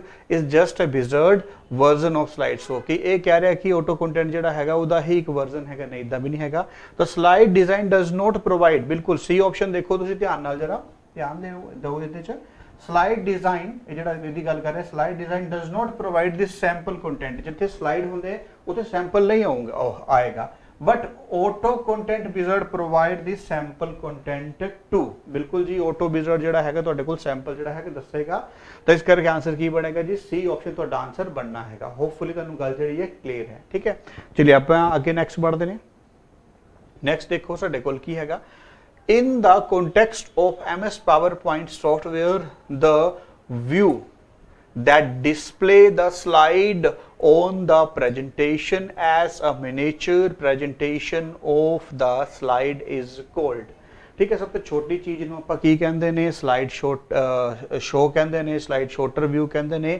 notes page view ਕਹਿੰਦੇ ਨੇ ਤੇ ਆਊਟਲਾਈਨ ਵਿਊ ਆਪਾਂ ਕਹਿੰਦੇ ਨੇ ਇਸ ਗੱਲ ਦਾ ਦੇਖੋ ਤੁਹਾਨੂੰ ਆਨਸਰ ਡਾਇਰੈਕਟ ਪਤਾ ਹੋਣਾ ਚਾਹੀਦਾ ਕਿ ਜਿਹੜੀ ਚਾਰੋਂ ਦੇ ਚਾਰੋਂ ਆਪਸ਼ਨ ਨੇ ਹਰ ਵਾਰੀ ਤੁਹਾਡੇ ਕੋਲ ਪੇਪਰ ਚ ਹੋਣਗੇ ਹੀ ਹੋਣਗੇ ਇਸ ਜਿਹੜਾ ਮਿਨੀਏਚਰ ਦਾ ਮਤਲਬ ਹੁੰਦਾ ਸਭ ਤੋਂ ਛੋਟਾ ਮਿਨੀਏਚਰ ਦਾ ਮਤਲਬ ਹੁੰਦਾ ਸਭ ਤੋਂ ਛੋਟਾ ਵਿਊ ਜਿਹੜਾ ਹੈਗਾ ਤੁਹਾਡੇ ਕੋਲ ਸਲਾਈਡ ਸ਼ੋਟਰ ਵਿਊ ਪ੍ਰੋਵਾਈਡ ਕਰਵਾਉਂਦਾ ਹੈਗਾ ਤੁਸੀਂ ਅਗਰ ਇਹਨੂੰ ਖੋਲ ਕੇ ਦੇਖੋਗੇ MS PowerPoint 'ਚ ਤੁਹਾਨੂੰ ਦਿਖੇਗਾ ਕਿ ਸਲਾਈਡ ਸ਼ੋਟਰ ਵਿਊ ਜਿਹੜਾ ਹੈਗਾ ਚਾਰ ਛੋਟੇ ਜਿਹੜੇ ਵਿਊ ਨੇ ਤੁਹਾਨੂੰ ਪ੍ਰੋਵਾਈਡ ਕਰਵਾਉਂਦਾ ਹੈਗਾ ਹੋਪਫੁਲੀ ਗੱਲ ਤੁਹਾਨੂੰ ਕਲੀਅਰ ਹੈ ਤੇ ਆਨਸਰ ਬਣੂਗਾ B ਆਪਸ਼ਨ ਠੀਕ ਹੈ ਨੈਕਸਟ ਕੁਐਸਚਨ ਦੀ ਆਪਾਂ ਗੱਲ ਕਰਦੇ ਨੇ thesaurus tool in MS Word is used for thesaurus ਦਾ ਮੀਨਿੰਗ ਕੀ ਹੁੰਦਾ ਥਿਸੋਰਸ ਜਿਹੜਾ ਹੈਗਾ ਇੱਕ ਇੰਗਲਿਸ਼ ਵਰਡ ਹੈਗਾ ਜੇਕਰ ਤੁਹਾਨੂੰ ਦਾ ਮੀਨਿੰਗ ਕਲੀਅਰ ਹੈ ਆਟੋਮੈਟਿਕਲੀ ਤੁਸੀਂ ਆਨਸਰ ਕਰ ਲਓਗੇ ਥਿਸੋਰਸ ਦਾ ਮੀਨਿੰਗ ਪਤਾ ਕੀ ਹੁੰਦਾ ਬੱਚੇ ਆਪਾਂ ਸਿਨੋਨਿਮਸ ਤੇ ਐਂਟੋਨਿਮਸ ਕਿਸੇ ਵੀ ਵਰਡ ਦੇ ਆਪਾਂ ਸਿਨੋਨਿਮਸ ਤੇ ਐਂਟੋਨਿਮਸ ਜਿਹੜੇ ਨੇ ਚੂਜ਼ ਕਰਨੇ ਤੇ ਥਿਸੋਰਸ ਜਿਹੜਾ ਹੈਗਾ ਨੋਟ ਇਵਨ MS Word ਬਲਕਿ ਪਾਵਰਪੁਆਇੰਟ 'ਚ ਵੀ ਹੁੰਦਾ ਹੈ ਠੀਕ ਹੈ ਤੇ ਹਰ ਜਗ੍ਹਾ ਤੁਸੀਂ ਯੂਜ਼ ਕਰਦੇ ਹੋ ਤੇ ਥਿਸੋਰਸ ਦਾ ਮੀਨਿੰਗ ਕੀ ਹੈਗਾ ਸਿਨੋਨਿਮਸ ਦਾ ਆਪਾਂ ਕੀ ਕਰਨੇ ਨੇ ਸਰਚ ਕਰਨੇ ਨੇ ਸਿਨੋਨਿਮਸ ਵੀ ਕਰਦੇ ਨੇ ਐਂਟੋਨਿਮਸ ਵੀ ਆਪਾਂ ਕਰਦੇ ਨੇ ਕਿਉਂ ਕਰਦੇ ਨੇ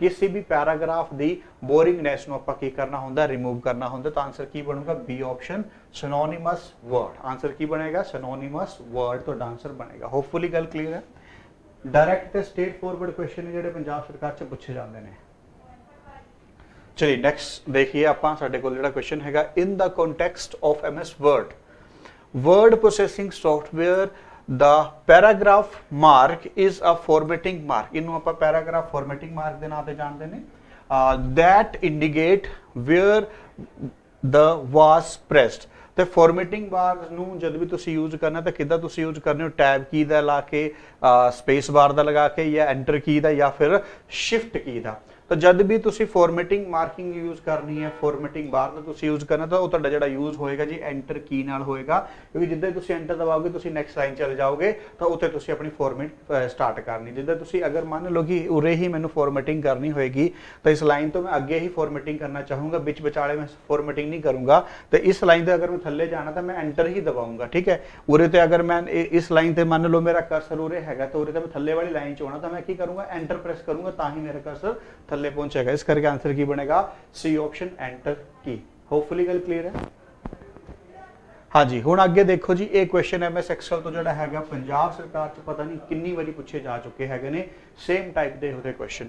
ਕੀ ਹੈਗਾ in the context of MS Excel getting data from a cell located in a different sheet is called dash। ਮਤਲਬ ਕਿ ਦੋ ਡਿਫਰੈਂਟ ਸ਼ੀਟਾਂ ਤੁਹਾਡੇ ਕੋਲ ਜਿਹੜਾ ਡੇਟਾ ਹੈਗਾ ਉਹਨੂੰ ਆਪਾਂ ਕੀ ਕਹਿੰਦੇ ਨੇ ਇਕੱਠਾ ਕਰਨਾ ਹੈਗਾ ਤਾਂ and the correct way to refer the cell A10 on sheet A3 from the sheet 1 is. ਤਾਂ ਸਭ ਤੋਂ ਪਹਿਲੇ ਜਿਹੜਾ ਹੈਗਾ ਦੋ ਡਿਫਰੈਂਟ ਅੱਡ ਮੇਰੇ ਕੋਲ ਸ਼ੀਟਾਂ ਨੇ, ਉਹਨਾਂ ਦਾ ਡੇਟਾ ਮੈਂ ਇਕੱਠਾ ਕੰਬਾਈਨ ਕਰਨਾ, ਉਹਨੂੰ ਕੀ ਕਹਿੰਦੇ ਨੇ, ਉਹਨੂੰ ਕਹਿੰਦੇ ਨੇ ਸੈੱਲ ਰੈਫਰੈਂਸਿੰਗ।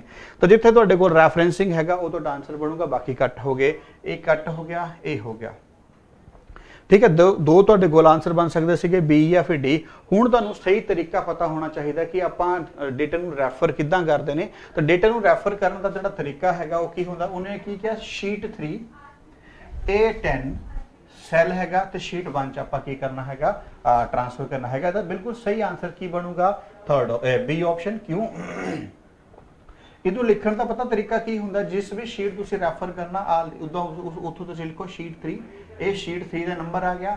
ਫਿਰ ਤੁਸੀਂ ਦੇਖੋ ਸਾਈਨ ਆਫ ਐਕਸਕਲਾਮੀਨੇਸ਼ਨ, ਇਹ ਸਾਈਨ ਆਫ ਐਕਸਕਲਾਮੀਨੇਸ਼ਨ ਆਪਾਂ ਇਹਨੂੰ ਕਹਿੰਦੇ ਨੇ। ਇਹ ਜਿਹੜਾ ਸਾਈਨ ਹੁੰਦਾ ਸਾਈਨ ਆਫ ਐਕਸਕਲਾਮੀਨੇਸ਼ਨ ਤੁਸੀਂ ਪਾਣਾ, ਫਿਰ ਉਸ ਸੈੱਲ ਦਾ ਤੁਸੀਂ ਕੀ ਪਾਣਾ, ਜਿਹੜਾ ਤੁਹਾਡੇ ਕੋਲ A10 ਸੈੱਲ ਸੀਗਾ ਉੱਥੇ ਤੁਸੀਂ ਉਹ ਪਾ ਕੇ ਇਹਨੂੰ ਕੀ ਕਰਦੇ ਹੋ ਰੈਫਰ ਕਰਦੇ ਹੋ ਕਿਸ ਸ਼ੀਟ ਤੇ, ਸ਼ੀਟ ਨੰਬਰ 1 ਤੇ ਤੁਹਾਡੇ ਕੋਲ ਕੀ ਹੋਏਗਾ ਰੈਫਰ ਹੋ ਜਾਏਗਾ। ਤੇ ਸਾਈਨ ਆਫ ਐਕਸਕਲਾਮੀਨੇਸ਼ਨ ਤੇ ਹੀ ਮੈਂ ਇੱਥੇ ਚੈੱਕ ਕਰ ਪਾਇਆ ਕਿ ਮੇਰਾ ਜਿਹੜਾ ਆਨਸਰ ਸੀਗਾ ਬਿਲਕੁਲ ਸਹੀ ਸੀਗਾ। ਉਰੇ ਤੁਹਾਡੇ ਕੋਲ S ਹੈਗਾ, S ਦਾ ਕੋਈ ਮੀਨਿੰਗ ਨਹੀਂ ਸੀਗਾ, ਤਾਂ ਇਸ ਕਰਕੇ ਇਹ ਆਪਸ਼ਨ ਕੱਟ ਗਿਆ। ਆਨਸਰ ਕੀ ਬਣਿਆ B ਆਪਸ਼ਨ ਤੁਹਾਡੇ ਕੋਲ ਬਣਿਆ। ਇਹ ਬਹੁਤ ਇੰਪੋਰਟੈਂਟ ਕੁਐਸਚਨ ਹੈ, ਰੈਫਰ ਕਿੱਦਾਂ ਕਰਦੇ ਨੇ, ਠੀਕ ਹੈ। ਤੇ ਇੱਕ ਦੇ ਦੂਜੀ ਲੋਕੇਸ਼ਨ 'ਚ ਆਪਾਂ ਕਿੱਦਾਂ ਇਹਨੂੰ ਚੂਜ਼ ਕਰਨਾ, ਕਿੱਦਾਂ ਆਪਾਂ ਯੂਜ਼ ਕਰਨਾ ਹੈਗਾ, ਤੁਹਾਨੂੰ ਆਪਾਂ ਕਹਿੰਦੇ ਸੈੱਲ ਰੈਫਰੈਂਸਿੰਗ, ਠੀਕ ਹੈ। ਚਲਿਏ ਗਾਇਜ਼ ਆਪਾਂ ਨੈਕਸਟ ਦੇਖਦੇ ਹਾਂ। ਨੈਕਸਟ ਦੇਖੋ, ਇਹ ਵੀ ਤੁਹਾਡੇ ਕੋਲ ਅੱਜ ਦੇ ਜਿਹੜੇ ਮੇਨ ਕੁਐਸਚਨ ਸੀਗੇ ਉਹ ਇਸ ਟੌਪਿਕ ਤੋਂ ਹੈਗੇ ਨੇ, Word, Excel, PowerPoint. Which of the following is a basic software of MS Office? ਇਹਨਾਂ 'ਚ ਕਿਹੜਾ ਜਿਹੜਾ ਹੈਗਾ ਬੇਸਿਕ ਸੌਫਟਵੇਅਰ ਹੈਗਾ MS Office ਦਾ? ਤਾਂ MS Word ਬਿਲਕੁਲ ਜੀ ਬੇਸਿਕ ਹੈਗਾ, MS Excel ਬਿਲਕੁਲ ਬੇਸਿਕ ਹੈਗਾ, PowerPoint ਬਿਲਕੁਲ ਬੇਸਿਕ ਹੈਗਾ। ਤਾਂ ਸਾਰੇ ਦੇ ਸਾਰੇ ਜਿਹੜੇ ਹੈਗੇ ਨੇ ਬੇਸਿਕ ਹੈਗੇ ਨੇ ਤੁਹਾਡੇ ਕੋਲ। ਤਾਂ ਆਨਸਰ ਕੀ ਬਣੂਗਾ D ਆਪਸ਼ਨ। ਆਨਸਰ ਕੀ ਬਣੂਗਾ ਜੀ D ਆਪਸ਼ਨ। ਤੁਹਾਡੇ ਕੋਲ ਕੀ ਨੇ ਸਾਰੇ ਦੇ ਸਾਰੇ ਕੀ ਨੇ ਬੇਸਿਕ ਜਿਹੜੇ ਨੇ ਸੌਫਟਵੇਅਰ ਹੈਗੇ ਨੇ, ਸਾਰੇ ਦੇ ਸਾਰੇ ਜਿਹੜੇ ਕੀ ਨੇ ਬੇਸਿਕ ਸੌਫਟਵੇਅਰ ਹੈਗੇ ਨੇ। ਹੋਪਫੁਲੀ ਤੁਹਾਨੂੰ ਗੱਲ ਕਲੀਅਰ ਹੈ। ਨੈਕਸਟ ਆਪਾਂ ਦੇਖਦੇ ਨੇ BOIP। ਇਹ ਤੁਹਾਡੇ ਕੋਲ ਬਹੁਤ ਇੰਪੋਰਟੈਂਟ ਕੁਐਸਚਨ ਹੈ। ਅੱਜ ਦੀ ਡੇਟ ਜਦ ਵੀ ਤੁਸੀਂ ਕਾਲਿੰਗ ਕਰਦੇ ਹੋ ਤਾਂ ਇਸ ਤੇ ਕਾਲਿੰਗ ਹੋ ਰਹੀ ਹੈ, ਜੀਓ ਤੇ ਤੁਸੀਂ ਕਾਲਿੰਗ ਕਰ ਰਹੇ ਹੋਣੇ ਨੇ। ਤਾਂ BOIP is a technology for communication. BOIP stand for voice over internet protocol. Straight forward question है, साडी रियल लाइफ यूज हो रहा है, इस करके एग्जामिनर क्वेश्चन पूछेगा। तो VoIP stand for voice over internet protocol. D option answer आ गया straight forward voice over internet protocol. उरे तुसी चेक करना वॉइस ओवर इंट्रानेट हैगा, इंट्रानेट। बच्चे कंफ्यूज होते सर कहते ए क्यों नहीं बन सकता, इंटरनेट नहीं हैगा इंट्रानेट हैगा, छोटी दी गलती हैगी है, यही तुसी बचना हैगा पेपर च। होपफुली गल क्लियर है। चलिए आगे नेक्स्ट बढ़ते हैं। नेक्स्ट क्वेश्चन देखो तुहाडे कोल OFDMA स्टैंड फॉर, ठीक है। OFDMA stand for the full form की होंदा है, तुहानू याद होना चाहिए। Orthogonal frequency division multiple access इहदा जिहड़ा होंदा फुल फॉर्म होंदा है। तो इहदा डायरेक्ट आंसर बनूगा D option. Orthogonal frequency division multiple access जिहड़ा हैगा इहदा डायरेक्ट आंसर बनूगा। और कुछ स्ट्रेट फॉरवर्ड था ही नहीं, सिर्फ तुसीं आंसर याद करना सीगा, ठीक है। चलिए गाइस नेक्स्ट क्वेश्चन आपां देखदे ने। नेक्स्ट क्वेश्चन की हैगा in a computer disk fragmentation. Disk fragmentation का मतलब की हुंदा है, जिद्दां कि ना साडे सिस्टम च एक्स्ट्रा स्पेस जिहड़ा हुंदा है बच जांदा हैगा। तो जद भी साडे कोल एक्स्ट्रा स्पेस जिहड़ा हैगा बचिया हुंदा उहनूं आपां की करदे ने इकट्ठे करदे ने, जोड़दे ने, ठीक है। तो उहनूं आपां की कहंदे ने डिस्क फ्रैगमेंटेशन। ते जे अगर आपां गल करिए regroup formatting sector on a hard drive, regroup PCs of file together on the hard drive. तो आंसर की बनूगा बी ऑप्शन। जिद्दां कि छोटा होर एग्जाम्पल दूं, जिद्दां कि मान लो कि तुहाडे कोल एक ड्राइव हैगी है, तुसीं ना कोई डेटा स्टोर किया तो जरूरी नहीं है कि डेटा उरे तो स्टार्ट होया स्टोर होना, डेटा जिहड़ा हैगा उरे तो स्टार्ट होया। तो ये जिहड़ा विचाला जिहड़ा ये उरे डेटा हैगा ਇਹ ਤੁਹਾਡੇ ਕੋਲ ਕੀ ਹੈਗਾ, ਫ੍ਰੀ ਸਪੇਸ ਹੈਗਾ, ਫ੍ਰੀ ਸਪੇਸ। ਫਿਰ ਵਿੱਚ ਮੰਨ ਲਓ ਕਿ ਅੱਗੇ ਤੁਸੀਂ ਡੇਟਾ ਸਟੋਰ ਕੀਤਾ ਤਾਂ ਉਰੇ ਤੋਂ ਲੈ ਕੇ ਉਰੇ ਤੱਕ ਜਿਹੜਾ ਹੈਗਾ ਡੇਟਾ ਤੁਹਾਡੇ ਕੋਲ ਆ ਗਿਆ, ਇਹ ਫਿਰ ਤੇ ਤੁਹਾਡੇ ਕੋਲ ਕੀ ਆ ਗਿਆ, ਫ੍ਰੀ ਸਪੇਸ। ਤਾਂ ਜਿਹੜਾ ਫ੍ਰੀ ਸਪੇਸ ਹੁੰਦਾ ਨਾ, ਇਹਨੂੰ ਕੀ ਕਰਦੇ ਨੇ ਆਪਾਂ, ਰੀਗਰੁਪ ਕਰਦੇ ਨੇ ਤਾਂ ਕਿ ਹਾਰਡ ਡਿਸਕ ਜਿਹੜੀ ਸਾਡੀ ਕੈਪੈਸਿਟੀ ਹੈ ਉਹ ਵੱਧ ਜਾਏ ਡੇਟਾ ਨੂੰ ਸਟੋਰ ਕਰਨ ਦੀ। ਤਾਂ ਆਨਸਰ ਕੀ ਬਣਿਆ, ਬੀ ਆਪਸ਼ਨ ਤੁਹਾਡਾ ਜਿਹੜਾ ਹੈ ਬਣ ਗਿਆ। ਠੀਕ ਹੈ, ਚਲਿਏ ਗਾਇਸ ਅੱਗੇ ਆਪਾਂ ਦੇਖਦੇ ਨੇ graphic for word processor is known as. ਠੀਕ ਹੈ, ਜਿਹੜੇ ਗ੍ਰਾਫਿਕ ਹੁੰਦੇ ਨੇ ਉਹਨੂੰ ਕੀ ਕਹਿੰਦੇ ਨੇ, ਪੈਰੀਫਿਰਲ ਕਹਿੰਦੇ ਨੇ, ਕਲਿਪ ਆਰਟ ਕਹਿੰਦੇ ਨੇ, ਹਾਈਲਾਈਟਰ ਕਹਿੰਦੇ ਨੇ, ਜਾਂ ਫਿਰ ਐਗਜ਼ੀਕਿਊਟ ਉਹਨਾਂ ਨੂੰ ਕਹਿੰਦੇ ਨੇ। ਤਾਂ ਜਿਹੜੇ ਗ੍ਰਾਫਿਕ ਹੁੰਦੇ ਨੇ ਉਹਨਾਂ ਨੂੰ ਕੀ ਕਹਿੰਦੇ ਨੇ ਆਪਾਂ, ਕਲਿਪ ਆਰਟ ਕਹਿੰਦੇ ਨੇ। ਜਿੱਦਾਂ ਕਿ ਤੁਸੀਂ GIF ਫਾਈਲਾਂ ਦੇਖਦੇ ਹੋ, ਉਹ ਤੁਹਾਡੇ ਕੋਲ ਜਿਹੜੇ ਹੋ ਗਏ ਇਹਦੇ ਆਨਸਰ ਹੁੰਦੇ ਨੇ ਕੀ ਨੇ ਤੁਹਾਡੇ ਕੋਲ, ਗ੍ਰਾਫਿਕ ਫਾਰਮੈਟ ਜਿਹੜੇ ਨੇ ਹੈਗੇ ਨੇ। ਠੀਕ ਹੈ, ਨੈਕਸਟ ਆਪਾਂ ਗੱਲ ਕਰੀਏ ਸਿਮ ਦੀ। ਤਾਂ ਇਹ ਤੁਹਾਡੇ ਕੋਲ ਵੀ ਪਤਾ ਨਹੀਂ ਕਿੰਨੀ ਵਾਰੀ ਪੇਪਰਾਂ 'ਚ ਪੁੱਛਿਆ ਜਾ ਚੁੱਕਿਆ ਹੈ ਕਿ ਬਟ ਇਸ ਦੀ full form SIM in a mobile phone stand for. ਤਾਂ ਇਸ ਕੁਐਸਚਨ ਦਾ ਸਿੱਧਾ ਆਨਸਰ ਹੁੰਦਾ ਹੈ ਸਬਸਕ੍ਰਾਈਬਰ ਆਈਡੈਂਟੀਟੀ ਮੋਡਿਊਲ। ਠੀਕ ਹੈ, ਸਬਸਕ੍ਰਾਈਬਰ ਆਈਡੈਂਟੀਟੀ ਮੋਡਿਊਲ ਜਿਹੜਾ ਹੁੰਦਾ ਇਹਦਾ ਆਨਸਰ ਹੁੰਦਾ ਬੀ ਆਪਸ਼ਨ ਆਨਸਰ ਬਣੂਗਾ, ਸਬਸਕ੍ਰਾਈਬਰ ਆਈਡੈਂਟੀਟੀ ਮੋਡਿਊਲ। ਠੀਕ ਹੈ, ਸਬਸਕ੍ਰਾਈਬਰ ਆਈਡੈਂਟੀਟੀ ਮੋਡਿਊਲ ਜਿਹੜਾ ਹੋਗਾ ਇਹਦਾ ਆਨਸਰ ਬਣੂਗਾ ਬੀ ਆਪਸ਼ਨ, ਇਹਦਾ ਆਨਸਰ ਬਣੇਗਾ। ਹੋਪਫੁਲੀ ਗੱਲ ਕਲੀਅਰ ਹੈ। ਨੈਕਸਟ ਕੁਐਸਚਨ ਦੇਖिए, ਨੈਕਸਟ ਤੁਹਾਡੇ ਕੋਲ ਕੁਐਸਚਨ ਕੀ ਹੈਗਾ, dash refer to email that appeared to have been originate from the source when it was actually sent from the another source। ਇਹ ਤੁਹਾਡੇ ਕੋਲ ਕੁਐਸਚਨ ਜਿਹੜਾ ਹੈਗਾ ਵਾਇਰਸ ਤੋਂ ਦਿੱਤਾ ਗਿਆ ਹੈਗਾ। ਤਾਂ ਹੁਣ ਤੁਹਾਡੇ ਤੋਂ ਕੁਐਸਚਨ ਸਟੇਟ ਫੋਰਵਰਡ ਹੈਗਾ ਕਿ ਡੈਸ਼ ਟੂ ਈਮੇਲ, ਜਿਹੜੀ ਤੁਹਾਡੇ ਕੋਲ ਈਮੇਲ ਹੁੰਦੀ ਹੈ, ਰੈਫਰ ਕਰ ਅਪੀਅਰ ਦਿਖਦੀ ਹੈਗੀ, ਅਪੀਅਰ ਹੈ to have been originated from the source when it was actually sent from the another source, ਦੂਜੇ source ਤੋਂ send ਕੀਤੀ ਹੁੰਦੀ ਹੈ। ਤੁਹਾਨੂੰ ਕੀ ਕਹਿੰਦੇ ਨੇ, ਈਮੇਲ ਬੋਮਿੰਗ ਕਹਿੰਦੇ ਨੇ, ਈਮੇਲ ਸਪੂਫਿੰਗ ਕਹਿੰਦੇ ਨੇ, ਈਮੇਲ ਸਪੈਮਿੰਗ ਕਹਿੰਦੇ ਨੇ, ਜਾਂ ਫਿਰ none of these ਕਹਿੰਦੇ ਨੇ। ਆਨਸਰ ਤੁਹਾਡੇ ਕੋਲ ਕੀ ਬਣੇਗਾ ਜੀ, ਸੀ ਆਪਸ਼ਨ, ਈਮੇਲ ਸਪੈਮਿੰਗ। ਈਮੇਲ ਸਪੈਮਿੰਗ ਤੁਹਾਡਾ ਆ ਗਿਆ, ਆਨਸਰ ਬਣੇਗਾ ਜੀ। ਠੀਕ ਹੈ, ਹੋਪਫੁਲੀ ਤੁਹਾਨੂੰ ਗੱਲ ਜਿਹੜੀ ਹੈਗੀ ਹੈ ਕਲੀਅਰ ਹੈਗੀ ਹੈ। ਨੈਕਸਟ ਕੁਐਸਚਨ ਦੇਖਦੇ ਨੇ। ਨੈਕਸਟ ਕੁਐਸਚਨ ਤੁਹਾਡੇ ਕੋਲ ਕੀ ਹੈਗਾ, ਨੈਕਸਟ ਕੁਐਸਚਨ ਤੁਹਾਡੇ ਕੋਲ ਕੀ ਹੈਗਾ, which of the following view is the best view to use when the setting transition effect for all slide in a presentation। ਤਾਂ ਤੁਹਾਡੇ ਕੋਲ ਇੱਕ ਕੁਐਸਚਨ ਤਾਂ ਦੇਖੋ, following view is the best view ਦੇ ਬਾਰੇ ਪੁੱਛਿਆ ਹੈਗਾ। तो इस क्वेश्चन आंसर तो तुम हमेशा याद रखियो, स्लाइड शॉर्टर व्यू ही आ जाएगा कि कुछ भी करो स्लाइड शॉर्टर व्यू ही दा आंसर जाऊगा, आंसर आएगा A option, slide shorter view is the best view ਜਿਹੜਾ ਹੁੰਦਾ है। ठीक है, होपफुली ਤੁਹਾਨੂੰ ਗੱਲ क्लियर है।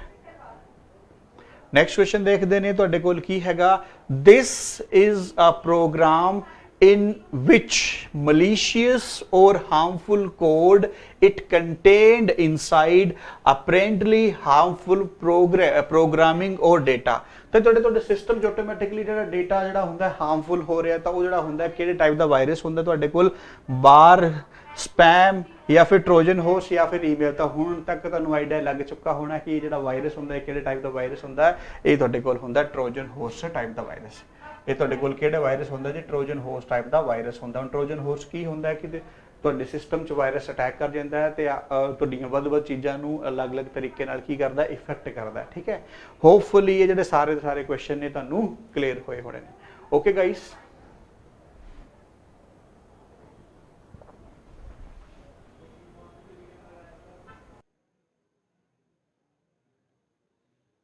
Hello everyone, ਸਤਿ ਸ਼੍ਰੀ ਅਕਾਲ ਸਾਰਿਆਂ ਨੂੰ। Welcome to this class by Gyan. Mock ਦਿੱਤਾ ਹੋਣਾ, this time you might have got some doubts. Let us discuss the solutions of that mock right over here. The question first हैगा, instruction पढ़ लेते हैं। In these questions, 4 alternatives are given for the idiom phrase given in bold in the sentence. Choose the alternative which best expresses the meaning of the idiom phrase given in bold. As usual, he is blowing his own trumpet. When you talk about blowing his own trumpet, उसका मतलब होता है, आपने हिंदी में सुना भी होगा, अपने मुंह मियाँ मिठू, है ना, अपने मुंह मियाँ मिठू। That's called blowing your own trumpet, right? अब सुनो, अब मैंने यहाँ बात करी refusing to use, नहीं, trumpet की तो बात हो ही नहीं रही है, trumpet की बात हो नहीं रही। इसको प्रेज करना, खुद को प्रेज। तो answer is C. Naresh Goyal had to stand on his feet very early in his life. उनको लाइफ में बहुत ही अर्ली, पहले अपने पैरों पर खड़ा होना पड़ गया था, हैड टू का मतलब पड़ गया था, राइट। अब सुनो जरा, स्टैंड ऑन हिज फीट का मतलब क्या होता है कि पर्सन इंडिपेंडेंट हो जाए, राइट। फिजिकली स्ट्रांग नहीं, इंडिपेंडेंट यस। स्टैंड इरेक्ट सीधा खड़ा होना नहीं, successful no, of course no. लोगों को लगता है सक्सेसफुल बट नहीं, इंडिपेंडेंट होना। सक्सेस मिला नहीं मिला is a different thing, but आप इंडिपेंडेंट हैं या नहीं is stand on his. Next, what we have is in the each sentence given below, there are two blank spaces. Below each sentence, some pairs of words are given which are numbered A, B, C, D. Pick out the most appropriate to fill the blanks in the same order. To make the sentence meaningful, complete. Sachin dash another feather dash his cap by his wonderful performance in the one-day matches. ये feather to the cap phrase है added. Sachin added another feather to his cap. Adding feather to his cap का one's cap का मतलब होता है आपने एक extra achievement unlock कर ली, right. Moving on further, in the following questions, some part of the sentences have errors and some have none. Find out which part of a sentence has an error. The number of that part is your answer. If a sentence is free from error, then your answer is no error. He took to reading times for better knowledge of the facts. No error. Guys, reading time का मतलब होता है specific, right? Specific के लिए यहाँ पे use होता है the. यानी कि whenever you talk about the name of the newspaper, वहाँ पर the लगाना पड़ता है. Times of India और ऐसे कोई भी हो. This watch is superior and more expensive than that. English में कंपैरिजन की बात करें तो it goes well, right. Expensive ने दैन नहीं लगाया, मोर ने लगाया, है ना। साफ पता लगता है दिस इज कंपैरेटिव डिग्री, तो ये दैन लगाएगी। बट सुपीरियर तो दैन लगाता ही नहीं है, तो कहता है आपने दैन एक तरह से कॉमन ले रखा है, सुपीरियर के लिए भी लगाया, पर सुपीरियर अपने साथ क्या लगाता है, to. Answer is this watch is superior to and more expensive than that, right. तो इनके आंसर्स ऐसे होंगे। Got it? Next, the following sentences consist of a word or a phrase which is written in letters. Each of them is followed by 4 words or phrases. Select the word or phrase which is closest to the opposite meaning of bold word or phrase. The plane lay burnt in fragments. Opposite निकालना है, opposite का मतलब होता है antonym, right? The plane lay burnt in fragments. Fragments का मतलब क्या होता है? सर जो plane है ना, वो टुकड़ों में जल गया। अभी टुकड़े पार्ट्स भी होता है, पीसेस भी होता है, स्क्रैप भी होता है, तो इसका ऑपोजिट है होल। होल का मतलब होता है पूरा या सारा। He was charged with abetting the murder of an innocent child. He was charged with abetting the murder of an innocent child. अब देखो abet का मतलब उसने मर्डर किया नहीं है, abet का मतलब होता है साथ देना, right. To provide aid or to provide support, or you can also say help. Baffle, promote, instigate, pump देना नहीं, promote ये भी same, support भी same. Answer is baffle. Baffle का मतलब होता है जैसे आपको पता है ना, perplex, confuse का मतलब क्या होता है, इनका मतलब होता है आप puzzle हो गए हैं, confuse हो गए हैं। लेकिन आप जब baffled की बात करेंगे, baffled का मतलब भी क्या हो जाता है, to defeat, किसी को हरा देना, कैसे, puzzle करके। और एक और तरीका क्या होता है कि भाई एक फोर्स की तरह से आप किसी चीज से बस कंफ्यूज हो गए, परप्लेक्स हो गए, राइट। तो द आंसर इज ए, यहां पर भी A answer. Next what we have is you have to read the passage. आपने पैसेज शायद रीड किया ही होगा ये, राइट। एंड पढ़ा होगा आपने कि मॉडर्न जूस जो है इम्प्रूवमेंट है पहले से, और जो एनिमल्स हैं काफी ज्यादा स्पेस मिलती है, वो घूम सकते हैं बाहर। ओल्ड फैशन में तो बेचारों को केजेस में रखा होता था, उनको इतना एक्सरसाइज करने के लिए, हेल्थी रहने के लिए नहीं रहता था, कई तो बेचारे मर भी जाते थे। कैप्टिविटी मतलब प्रिजन, एक तरह से बंदिश में रहकर। मॉडर्न जू में क्या किया उन्होंने, एक अटेम्प्ट रखा है कि आपको एनिमल्स को नेचुरल सराउंडिंग्स देना है, उनको आउटडोर रखते हैं, इन हाउसेज में नहीं रखते हैं, उनके पास ज्यादा स्पेस होती है, एक लार्ज ग्राउंड रखा होता है जिसके आसपास हाई रेलिंग रखी होती है, और इसकी रेलिंग के अंदर एक बड़ा सा खड्डा होता है। वो खड्डा इतना बड़ा होता है कि एनिमल्स रेलिंग के पास जंप कर ही नहीं पाएंगे, राइट। मतलब किसी विजिटर को प्रॉब्लम ना हो। डिफरेंट एनिमल्स होंगे, ठीक है, वो टुगेदर रहते हैं, फ्रीडम आज़ादी में रहते हैं, और कई बार तो ओपन स्पेसेस में रखना पड़ता है, राइट, जैसे शेर सफारी होता है। मदर एनिमल जब बर्थ देती है छोटे वालों को, तो जो छोटे वाले होते हैं ना, और मदर होती है, उनको कहीं और जगह ले जाते हैं जहाँ पे उनकी एक्स्ट्रा केयर की जाती है। ये बेबीज बड़े पॉपुलर होते हैं, विजिटर से छोटे छोटे बेबीज एनिमल के बच्चे इनको देखने आते हैं। अभी कुछ साल पहले का एग्जांपल दिया, एक बेबी पोलर बियर था जो कि कैप्टिविटी में बॉर्न हुआ था ऐसे ही, लेकिन पॉपुलर हो गया था बहुत। तो जो क्राउड था वो जू में देखने आते थे, उनको बहुत पिक्चर्स लेते थे, एक बुक भी लिखी गई थी उनके बारे में। What we have is, according to the passage, what is the main improvement in the modern zoo? अभी वो क्या बोल रहा है, अकॉर्डिंग टू पैसेज क्या इम्प्रूवमेंट है मॉडर्न जू में। अब साफ पता लगता है जो मॉडर्न जू थे, राइट, उसमें जो एनिमल्स को लूज रखते हैं, हाँ जी, केजेस में रखते, मॉडर्न नहीं, केजेस में रखते नहीं, enough space to move freely. हाँ, अब सीन है लूज का मतलब तो जैसे वाइल्ड एनिमल्स हो गए, उनको बेसिकली लूज नहीं रखा था, उनको रखा उस फॉर्मेट में था जहां पर वो किसी को नुकसान ना पहुंचाए, लेकिन उनके पास इनफ लैंड भी हो। गेटिंग माय पॉइंट, उसके पास एक इनफ लैंड हो जहां पे वो फ्रीली मूव कर पाए। So answer is some animals died very soon after they were brought to the old fashion zoo. अब कुछ लोग एनिमल्स मर गए थे तो भूखे मरे थे नहीं, सफोकेशन, कैप्टिविटी नहीं, बेसिकली उनको एक्सरसाइज नहीं मिल रहा था, उनके हेल्थ के लिए अच्छा नहीं था ना, बेचारे अंदर बैठे रहते थे एक ही तरीके से, तो उससे वो खत्म हो गए। कैप्टिव है तो अभी भी है वो। The animals are provided with their natural surrounding in modern zoo to make them familiar with the natural surrounding. Okay. उनका अपना फूड सिक्योर करने नहीं, food तो सबको मिलता है। बाकी एनिमल्स के साथ हैप्पीली लिव करना होता है उनको नहीं, ऐसा कुछ लिखा नहीं है। Forget their home नहीं। Answer is familiar with the natural surrounding. The answer comes out to me. I hope you got this lectures of mine and it creates no doubt in your mind, right? Thank you. Enjoy.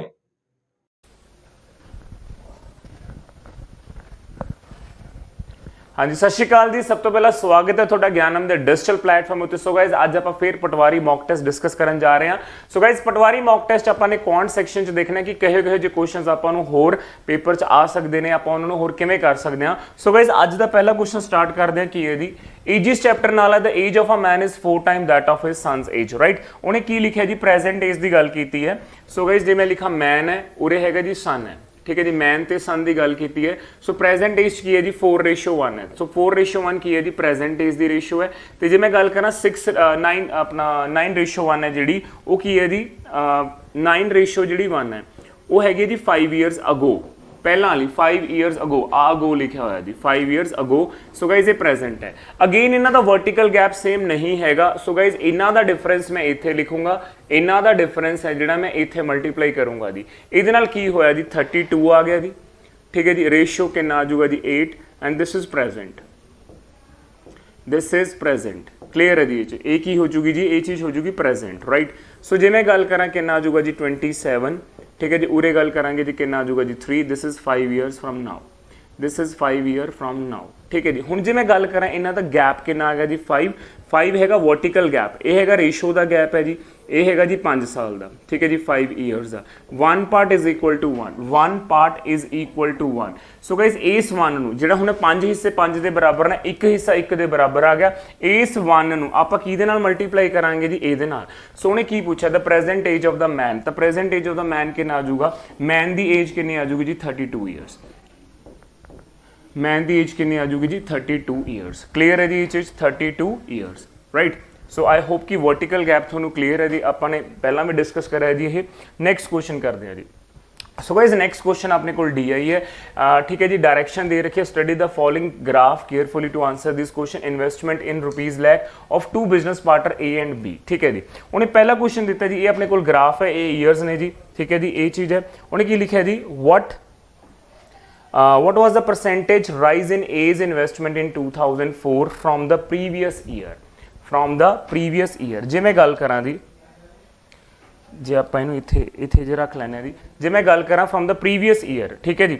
सो हाँ जी, इन्हीं गल करते हैं जी, what was the percentage rise in age investment in 2004 from the previous year, ठीक है जी। 2004 ए की गल की है। सो ए है जिहड़ा एवें रोम्बस शेप जी का जिहड़ा वो ए है, ठीक है, जिहड़ा एवं स्क्वायर बेस्ड है जी वो B है।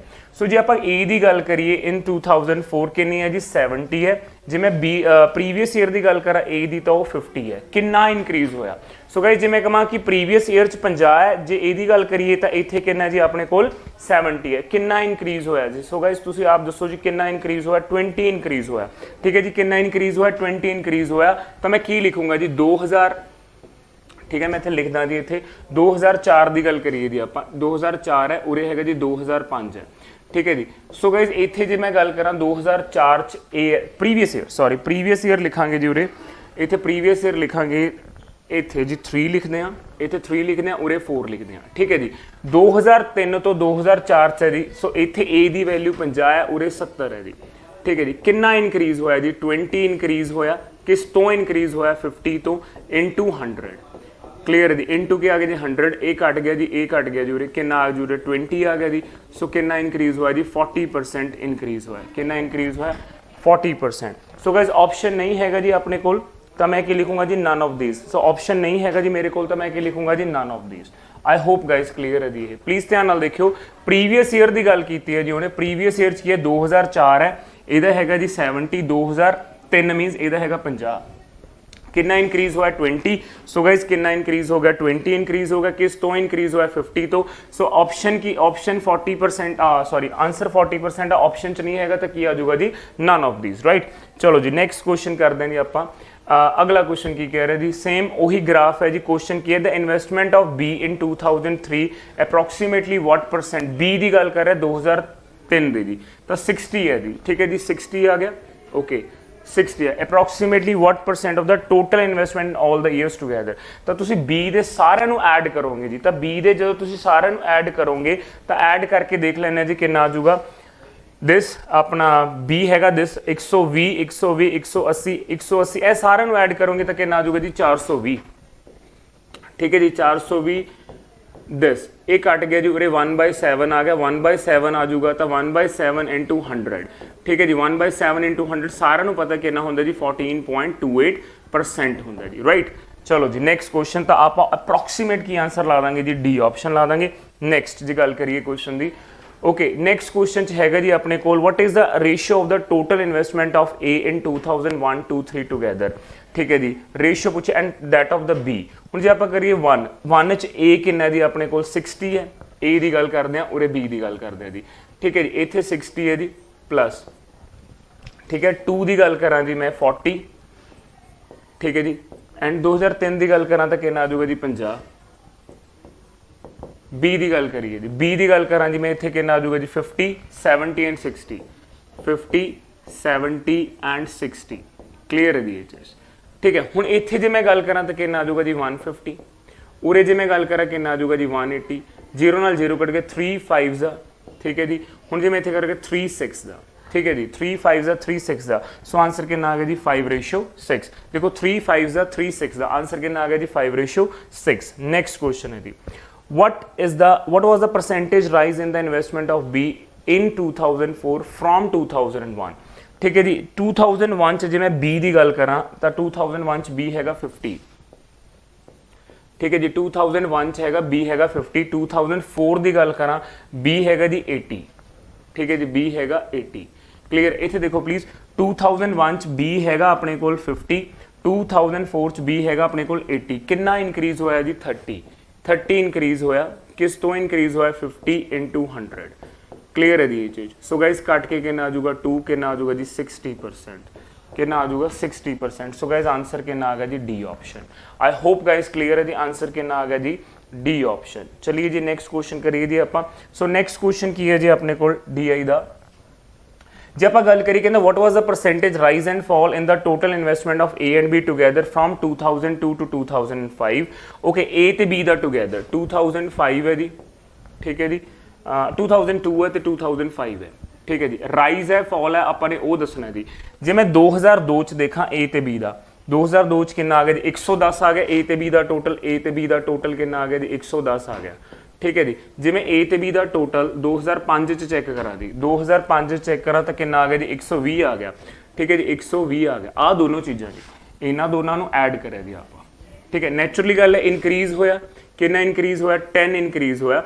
किस तो होया जी 110 इंटू 100 जीरो नाल की नाम है जी अपना जीरो नाल की कट गया जी जीरो कट गया 1/11 हुण 1/11 कितना होंदा 9.09% की आ जाऊगा जी राइज आ जाऊगा की आ जाऊगा जी राइज आ जाऊगा आई होप गाइस क्लियर है जी सो आंसर कितना आ जाऊगा जी 9.09% राइज क्लियर है जी सो ये DI ਦੇ क्वेश्चन ਸੀਗੇ ਜੀ ਨੈਕਸਟ क्वेश्चन ਕਰਦੇ ਹਾਂ ਜੀ ਆਪਾਂ 3 litre of water is added to 15 litre of a mixture of 20% solution so guys ਆਪਣੇ ਕੋਲ ਇੱਕ 15 ਲੀਟਰ ਠੀਕ ਹੈ ਜੀ 15 ਲੀਟਰ ਹੈ ਉਹਦੇ ਚ 20% ਹੈ ਠੀਕ ਹੈ ਜੀ ਉਹਦੇ ਚ 20% ਕੀ ਹੈ ਜੀ ਸੋਲੂਸ਼ਨ ਆਫ ਅਲਕੋਹਲ ਹੈ ਸੋ ਕਹਿੰਦਾ ਆਪਾਂ ਨੇ 15 ਚ ਹੋਰ 3 ਐਡ ਕਰਤਾ ਯਾਨੀ 15 ਚ ਆਪਾਂ ਨੇ ਇਹ 3 ਜੋੜਤੇ 15 ਚ 3 ਜੋੜਾਂਗੇ ਤਾਂ 15 + 3 ਯਾਨੀ 18 ਹੋ ਜਾਊਗਾ ਇਹਦੇ ਚ ਆਪਾਂ ਨੇ ਪਰਸੈਂਟੇਜ ਦੱਸਣੀ ਹੈ ਇਹਦੇ ਚ ਆਪਾਂ ਨੇ ਪਰਸੈਂਟੇਜ ਦੱਸਣੀ ਹੈ ਸੋ ਗਾਇਸ ਕਿੰਨਾ ਹੋ ਜਾਊਗਾ ਜੀ 15 × 20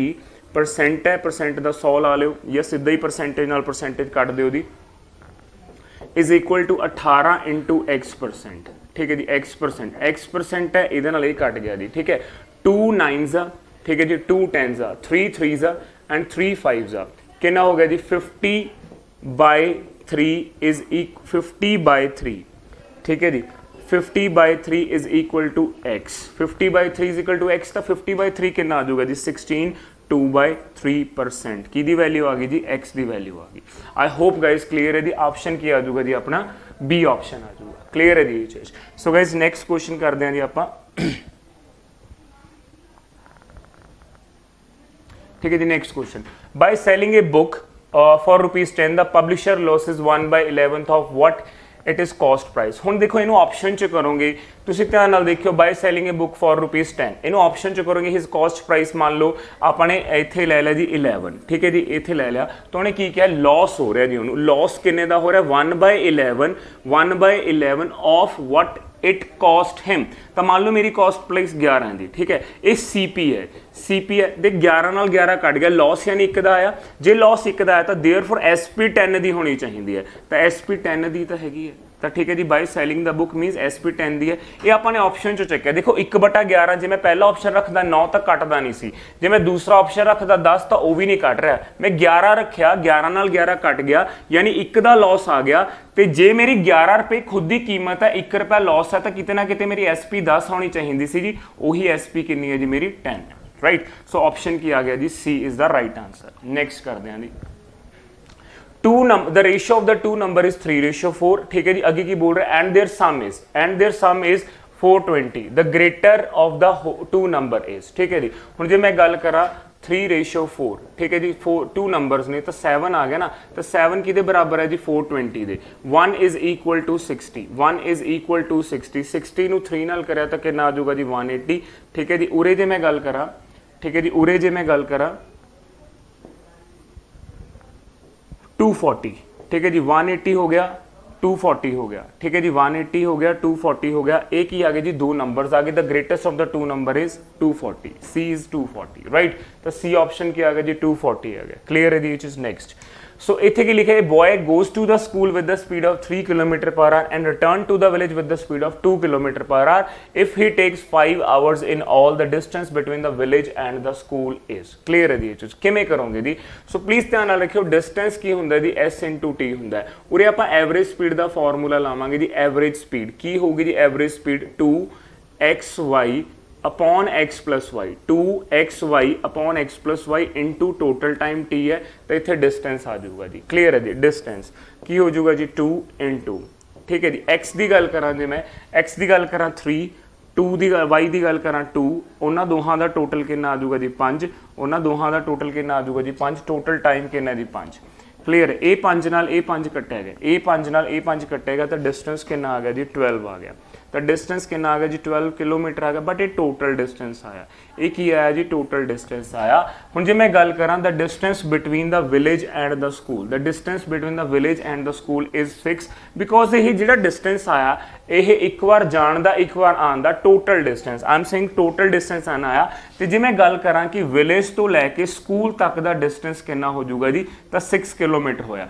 ਪਰ ਜਿਹੜਾ ਇਹ ਆਨਸਰ ਆਇਆ ਇਹ ਕਾਹਦਾ 12 ਕੀ ਆਇਆ, ਵਿਲੇਜ ਤੋਂ ਸਕੂਲ, ਸਕੂਲ ਤੋਂ ਵਿਲੇਜ, ਟੋਟਲ ਡਿਸਟੈਂਸ ਆਇਆ। ਬਟ ਉਹਨੇ ਹਮੇਸ਼ਾ ਵਨ ਸਾਈਡਡ ਡਿਸਟੈਂਸ ਪੁੱਛਿਆ ਹੁੰਦਾ, ਤਾਂ 12 ਦਾ ਮੈਂ ਹਾਫ ਕਰੂੰਗਾ, ਕਿੰਨਾ ਆ ਜਾਊਗਾ 6, 6 ਇਜ਼ ਦਾ ਰਾਈਟ ਆਨਸਰ। ਚਲੋ ਜੀ ਨੈਕਸਟ ਕੁਐਸਚਨ ਕਰਦੇ ਹਾਂ। A and B can together finish a work in 30 days but they work for it for 20 days and B left. Okay, so 60 आ गया जी, 60 यूनिट्स आ गए जी। उरे मैं लिख लेना एलसीएम लिख लेना जी 60 यूनिट्स, ठीक है। एलसीएम कितना आ जाएगा जी 60 यूनिट्स, क्लियर है जी। 60 unit A and B together can finish the work in 30 days, they work for it for 20 days, they work for it for 20 days, right? And then B left, the remaining work done by A alone in 20 more days, right? ਹੁਣ ਇੱਥੇ ਕੀ ਆ ਜਾਊਗਾ, A alone can finish the work in 60 units मैंने LCM ले लिया, ठीक है।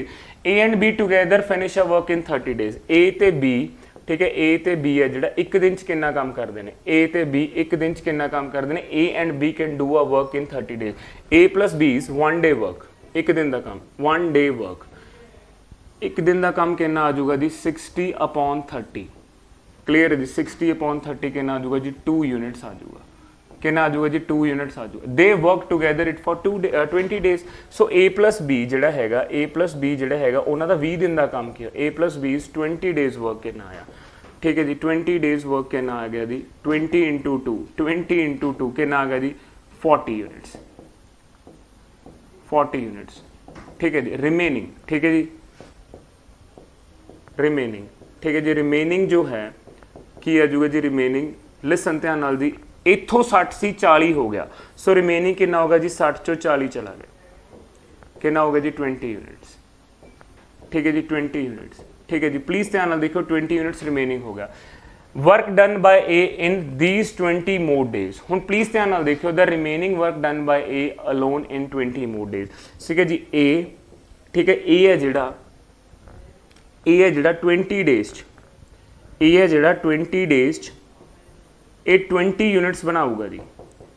ਤਾਂ A ਹੈ ਜਿਹੜਾ 20 days ਚ 20 यूनिट्स ਬਣਾਊਗਾ, ਤਾਂ A ਇੱਕ ਦਿਨ ਚ ਕਿੰਨਾ ਕੰਮ ਕਰੂਗਾ, A ਦਾ ਇੱਕ ਦਿਨ ਦਾ ਕੰਮ ਕਿੰਨਾ ਹੋ ਗਿਆ 1 day work ਕਿੰਨਾ ਹੋ ਗਿਆ ਜੀ 1 यूनिट। A ਦਾ ਇੱਕ ਦਿਨ ਦਾ ਕੰਮ ਕਿੰਨਾ ਹੋ ਗਿਆ 1 यूनिट। ਪਲੀਜ਼ ਧਿਆਨ ਨਾਲ ਦੇਖਿਓ ਕਿ ਇੱਕ ਦਿਨ ਚ ਇਹ 2 यूनिट ਬਣਾਉਂਦੇ ਨੇ, ਤਾਂ 20 ਦਿਨਾਂ ਚ 20 days ਚ ਇਹ ਕਿੰਨੇ यूनिट ਬਣਾਉਣਗੇ 40 यूनिट्स, कितने यूनिट बनाएंगे 40, एक दिन च 2 यूनिट 20 दिन 40 यूनिट। रिमेनिंग काम की हो गया कि 60 चो 40 बन चुके तो 20 रह गए। ये काम कौन करूगा, इस काम नूं करदे होए ए नूं 20 दिन होर लग गए, तो 20 एक दिन च एक बना रहे। तो दोहें जाने किन्ने बनाउंदे सी जी, प्लीज़ चेक करियो जी। सो दोहें जाने मिलके अपने कोल किन्ने यूनिट बना रहे ने जी 2 unit. So therefore B's 1 day work कितना आ गया, B का एक दिन का काम कितना आ गया 1 यूनिट आ गया, B का एक दिन का काम कितना आ गया 1 यूनिट आ गया। B कितने दिनों च काम करूगा जी 60 डिवाइड बाय 1, ठीक है जी। 60 डिवाइड बाय 1 कितना आ जाऊगा जी 60 डेज, 60 डिवाइड बाय 1 कितना आ जाऊगा जी 60 डेज। ये क्लियर है जी, 60 डिवाइड बाय 1 कितना आ जाऊगा जी 60 डेज। नेक्स्ट आ जाओ जी please. A person sees a train passing over 1 kilometer long bridge. The length of the train is half that of the length of the bridge. Okay. So guys, distance ਕੀ ਹੁੰਦਾ ਜੀ S into T ਹੁੰਦਾ ਜੀ, ਠੀਕ ਹੈ ਜੀ।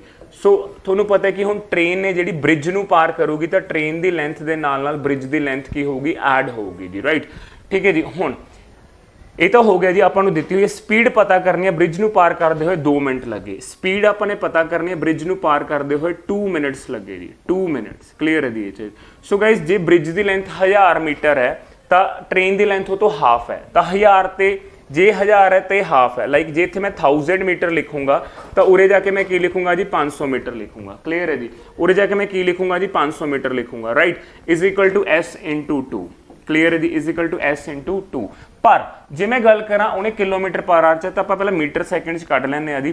So guys ਇਹ step ਨੂੰ ਮੈਂ ਸਿੱਧਾ ਹੀ ਲਿਖ ਦੇਣਾ 1500, ਠੀਕ ਹੈ, ਬਹੁਤ ਜ਼ਿਆਦਾ ਸਟੈਪ ਬਣਾਉਣ ਦੀ ਲੋੜ ਨਹੀਂ ਹੈ, 1500, ਠੀਕ ਹੈ ਜੀ। 1500 ਜਿਹੜਾ ਹੈਗਾ ਜੀ ਇਹ ਕੀ ਆ ਗਿਆ ਮੀਟਰ ਆ ਗਿਆ, ਠੀਕ ਹੈ ਜੀ। S into 2 into 60, 2 into 60 second ਆ ਗਿਆ, ਠੀਕ ਹੈ ਜੀ। ਤਾਂ S ਦੀ ਵੈਲਿਊ ਕਿੰਨੀ ਆ ਗਈ ਜੀ 1500, ਠੀਕ ਹੈ ਜੀ, ਬਟਾ 2 into 60, ठीक है जी। 0 ਨਾਲ ਕੱਟ ਗਿਆ 0, ठीक है जी।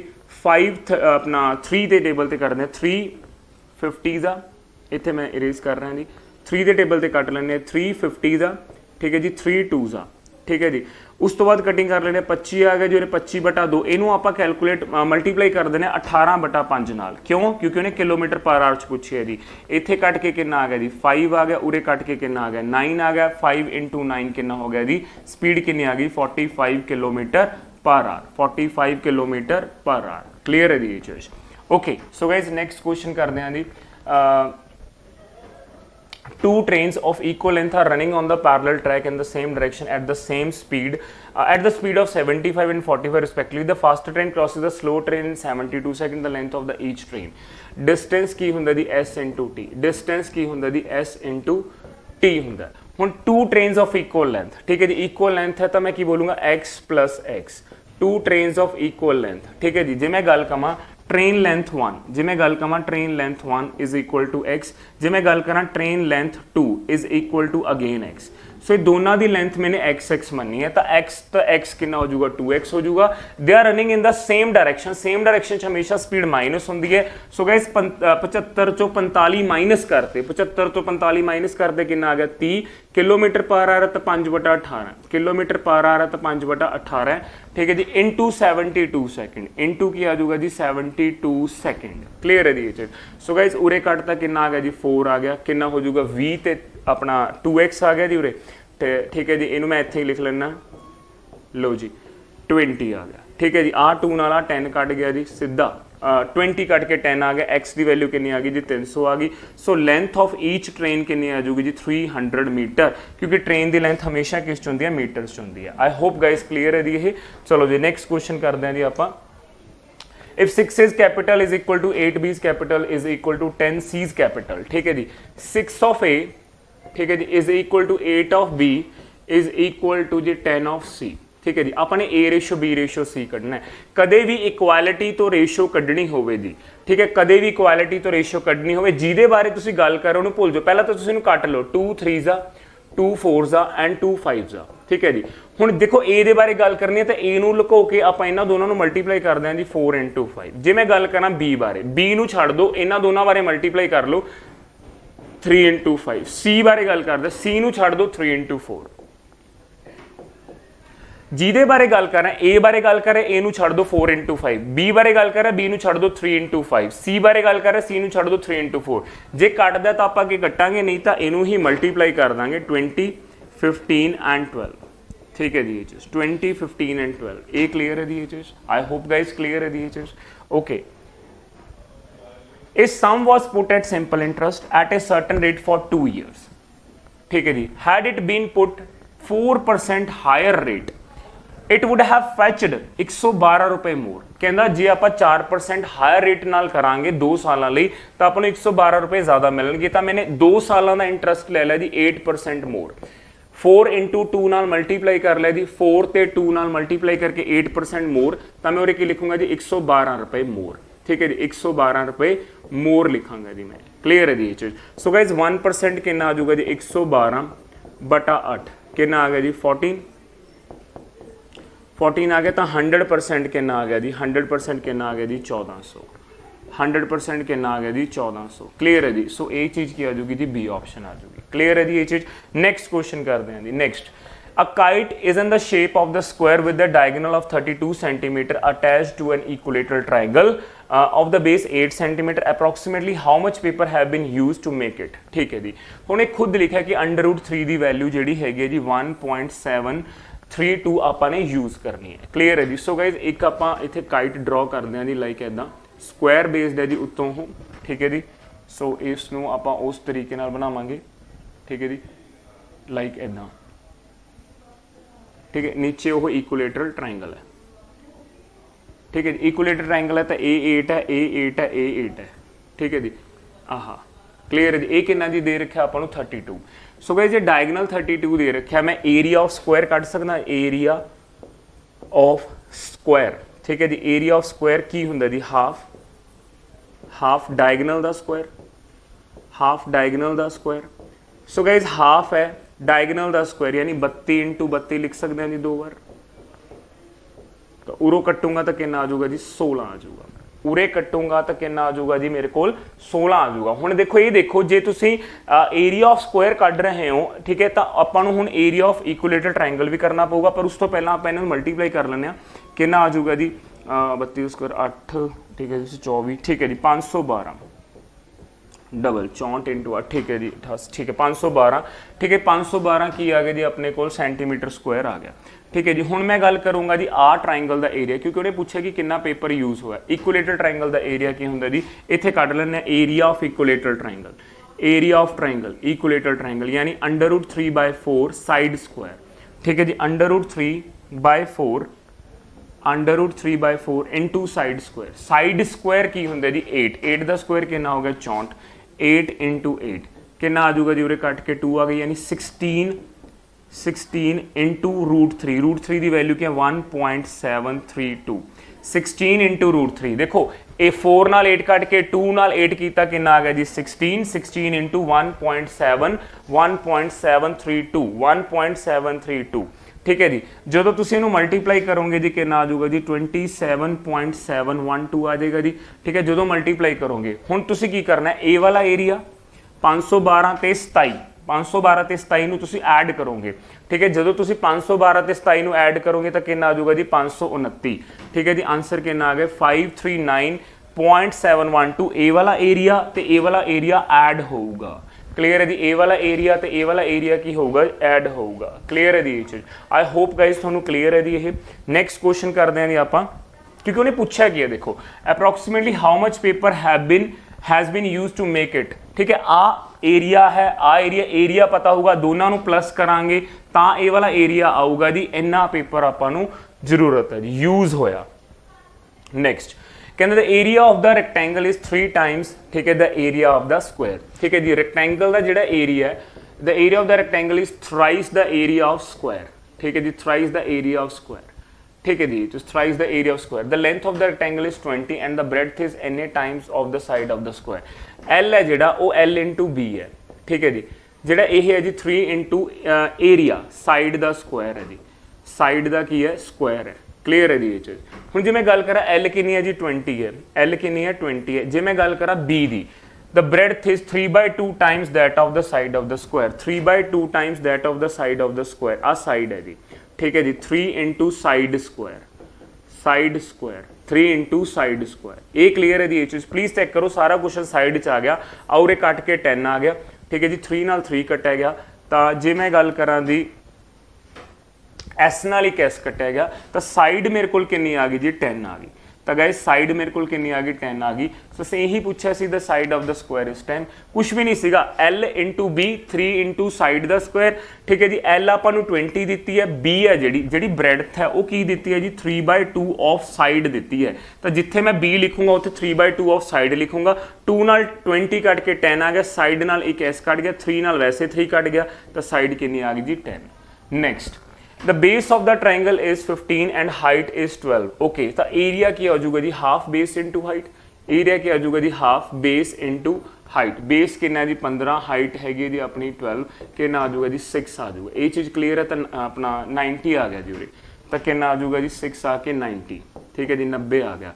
हुण जे मैं गल करा हुण the height of the another triangle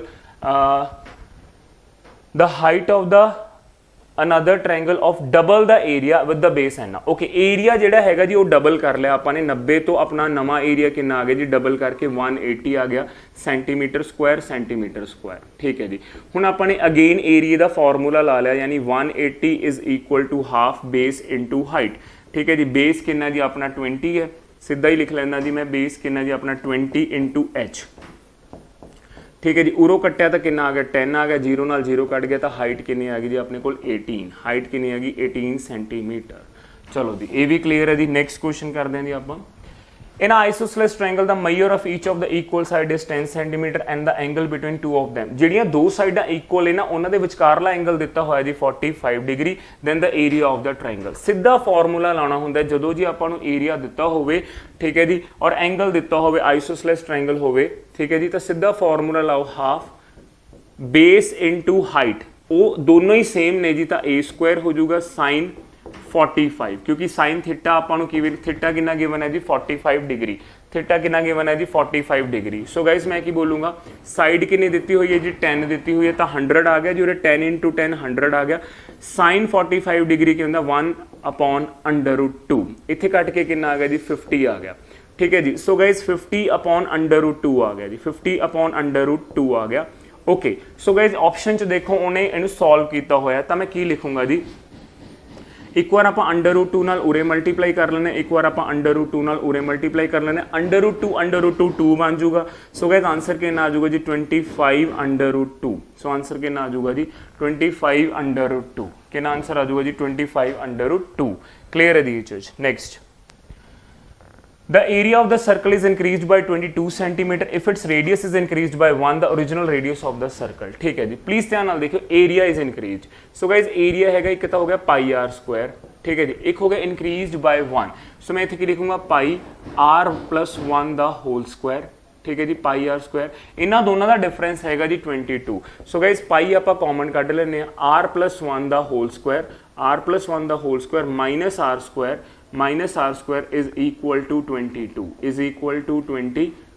clear है जी पाई दी वैल्यू हैगी जी 22/7 ओके r स्क्वायर ठीक है जी r square + 1 the square + 2r ठीक है जी + 2r माइनस r स्क्वायर ठीक है जी is equal to 22 r square नाल r स्क्वायर कट गया बाई नाल बाई कट गया 7 उधर चला गया 1 + 2r इज इक्वल टू 7 ठीक है जी 2r की वैल्यू कितनी होगी जी 6 होगी r की वैल्यू कितनी आ जाएगी जी 3 आ जाएगी r की वैल्यू कितनी आ जाएगी गाइस 3 तो ऑप्शन की आ गया जी सी ऑप्शन आ गया चलो जी नेक्स्ट क्वेश्चन करते हैं four equal circles of radius 4 cm are drawn on the four corners of the square ठीक है जी गाइस अपने को स्क्वायर है जी ये ठीक है जी लाइक दिस ठीक है जी आप इत्थे एक सर्कल ड्रॉ करांगे जी 4 लाइक इदा ठीक है जी ये चीज़ आप ड्रॉ करांगे जी उरे ठीक है जी मैं ड्रॉ कर रहा जी उरे ठीक है जी एक मिनट जी आप ड्रॉ कर दे लाइक दिस एवें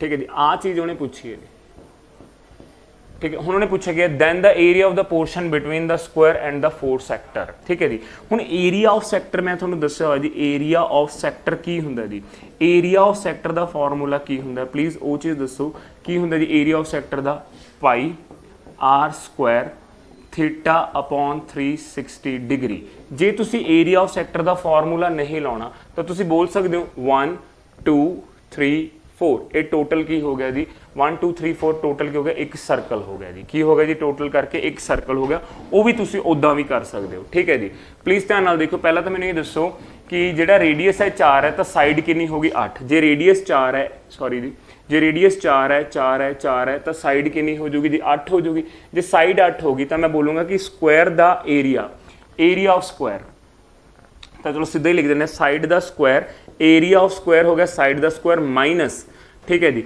जे मैं सैक्टर नू यूज करा तो ये एंगल 90 डिग्री का ये एंगल कितना जी 90 डिग्री का ठीक है जी तो मैं की लिखूंगा 4 × पाई r स्क्वायर r की वैल्यू होगी जी 4 पाई r स्क्वायर r की वैल्यू होगी 4 θ/360 मीनस 90 डिग्री अपॉन 360 डिग्री ठीक है जी सो गाइज आ कट के 1/4 आ जाऊगा जी 4 नाल 4 कट जो उही गल बच गई पाई r स्क्वायर उही गल बच गई पाई r स्क्वायर जिहड़े मैं कहा सी जे तुहानूं एरिया ऑफ सैक्टर का फॉर्मूला नहीं लाउणा तो अपने कोल 4 नूं जोड़ के एक स्क्वायर बन जाऊगा ठीक है जी तो इत्थे कितना आ जाऊगा जी 64 - 16 पाई हुण इत्थे ऑप्शनस के अकॉर्डिंग देख लेना जी आपां 16 नूं कॉमन कढ़िया होया तो कितना आ जाऊगा जी 4 - पाई सैकेंड ऑप्शन की आ जाऊगा जी 16 ब्रैकेट्स की आ जाऊगा जी 4 - पाई चलो जी नेक्स्ट क्वेश्चन करते हैं जी एरिया ऑफ द रेगुलर हैक्सागन ठीक है जी जे मैं हैक्सागन बनावा दी प्लीज ध्यान नाल देखियो जी लाइक दिस ठीक है जी इदा ठीक है जी जे मैं इत्थे ये चीज़ ऐ ड्रॉ करा दी लाइक है ठीक है so these are the equilateral triangles 1 2 3 4 5 6 ठीक है तो जिहड़ा एरिया ऑफ रेगुलर हैक्सागन हुंदा ना उहदा एरिया जिहड़ा हुंदा वो किहदे बराबर हुंदा जी 6 इक्वलेटर ट्राइंगल्स हुंदियां ना एक इक्वलेटर ट्राइंगल दा एरिया क्या हुंदा जी √3/4 साइड स्क्वायर ठीक है जी साइड स्क्वायर साइड आपां नूं कितनी दित्ती है जी 2√3 यानी मैं इहनूं दो बार लिख लूँगा 2√3 × 2√3 क्लीयर है जी क्योंकि उन्हें बोले साइड स्क्वायर ठीक है जी आ इत्थे आ गया जी 3 आ गया क्लीयर है जी। 2 ਨਾਲ 2 ਨਾਲ ਇਹ 4 ਕੱਢ ਗਿਆ ਜੀ, 3 3 ਨਾਲ ਇੱਥੇ ਆ ਜਾਊਗਾ ਤਾਂ ਕਿੰਨਾ ਆਨਸਰ ਆ ਜਾਊਗਾ ਜੀ 18, ठीक है। 3 अंडर रूट 3 3 इंटू 6 इज 18, आ एक अंडर रूट 3 बच जाऊगा, ये आ जाऊगा। सो क्लीयर है जी, आंसर कितना आ गया 18 रूट 3। रेगुलर हैक्सागन का मतलब की होंगे कि जो अपना एरिया होंगे जी वह की होंगे जी 6 इक्वलेटरल ट्रायंगल होंगे ने, एक इक्वलेटरल ट्रायंगल का एरिया होंगे जी, मैं इतने लिख देना 6 इंटू अंडर रूट 3/4, ठीक है जी, ए स्क्वायर, ठीक है जी, ए स्क्वायर। ये आपको गिवन सी तो अपने वैल्यू पुट की, आंसर आ गया जी। नैक्सट करते हैं जी, the ratio of the outer and the inner perimeter of the circular path, ठीक है जी। सो मैं पहला आउटर की गल करदा, वड्डा रेडियस होगा, इत्थे छोटा रेडियस है 2πr ले लेने, इन्हां दी जिहड़ी रेशियो वो कितनी है जी 23/22 आ, ठीक है जी। ये चीज़ ठीक है जी, 23 की है 22 है, ठीक है। ये 2π कट गया, आर की वैल्यू हैगी है कितनी आ जाऊगी जी 23/22, 23/22 आर आ गई जी। ये चीज़ क्लीयर है। हुण जे मैं गल करा दोहां दी पाथ च जिहड़ा डिफरेंस है वो कितना दे रखा जी 5 दे रखा, उरे आपां आर की वैल्यू पुट कर लेने 23/22 आर, ठीक है जी, minus r is equal to 5। इत्थों जे मैं सॉल्व करा तो इत्थे की आ जाऊगी r/22 इज इक्वल टू 5 आ जाऊगा, ठीक है जी। सो देयरफॉर आर की वैल्यू कितनी आ गई जी 110 आ गई। जे आर की वैल्यू 110 है, जे आर की वैल्यू 110 है तो डायामीटर की वैल्यू की हो जाएगी, डायामीटर की वैल्यू कितनी हो जाएगी जी 220 सेंटीमीटर, 220 सेंटीमीटर। ये क्लीयर है जी, ये चीज़ 220 सेंटीमीटर। आई होप गाइस क्लीयर है जी। उन्हें इनर की पूछी है ना, उन्हें इनर की पूछी है तो स्मॉल आर आया, हाँ तो कैपिटल आर तो 105 आता ना, ठीक है, क्योंकि देखो स्मॉल आर जो 110 है तो कैपिटल आर है तो 105 आऊगा, कैपिटल आर कितना आ जाऊगा जी 115, सॉरी 115 आ जाऊगा, तो वह डायमीटर जो पूछा होंगे तो कितना आ जाता जी 230 आ जाता। क्लीयर है जी। फिलहाल वो पूछा नहीं तो आप नहीं फाइंड आउट कर रहे। चलो जी नैक्सट पे आ जाओ जी। नेक्स्ट क्वेश्चन की है, the largest sphere is carved, the largest sphere is carved out of a side 7 centimeter, ठीक है जी 7 सेंटीमीटर की जे गल करिए, the volume of the sphere will be, ठीक है। तो मैं बोल सकता कि जो साइड ऑफ द क्यूब होगा, ठीक है, जो मैं बोल सकता जी जो साइड ऑफ क्यूब होगा वो किहदे बराबर होगा, साइड ऑफ क्यूब है जो किहदे बराबर हो गया जी, जो क्यूब की जी साइड है वो किहदे बराबर होगा, डायमीटर ऑफ स्फीयर, किहदे बराबर हो गया जी diameter of sphere, diameter of sphere. Clear है जी। साइड ऑफ क्यूब किहदे बराबर हो गया जी डायमीटर ऑफ स्फीयर दे, ठीक है।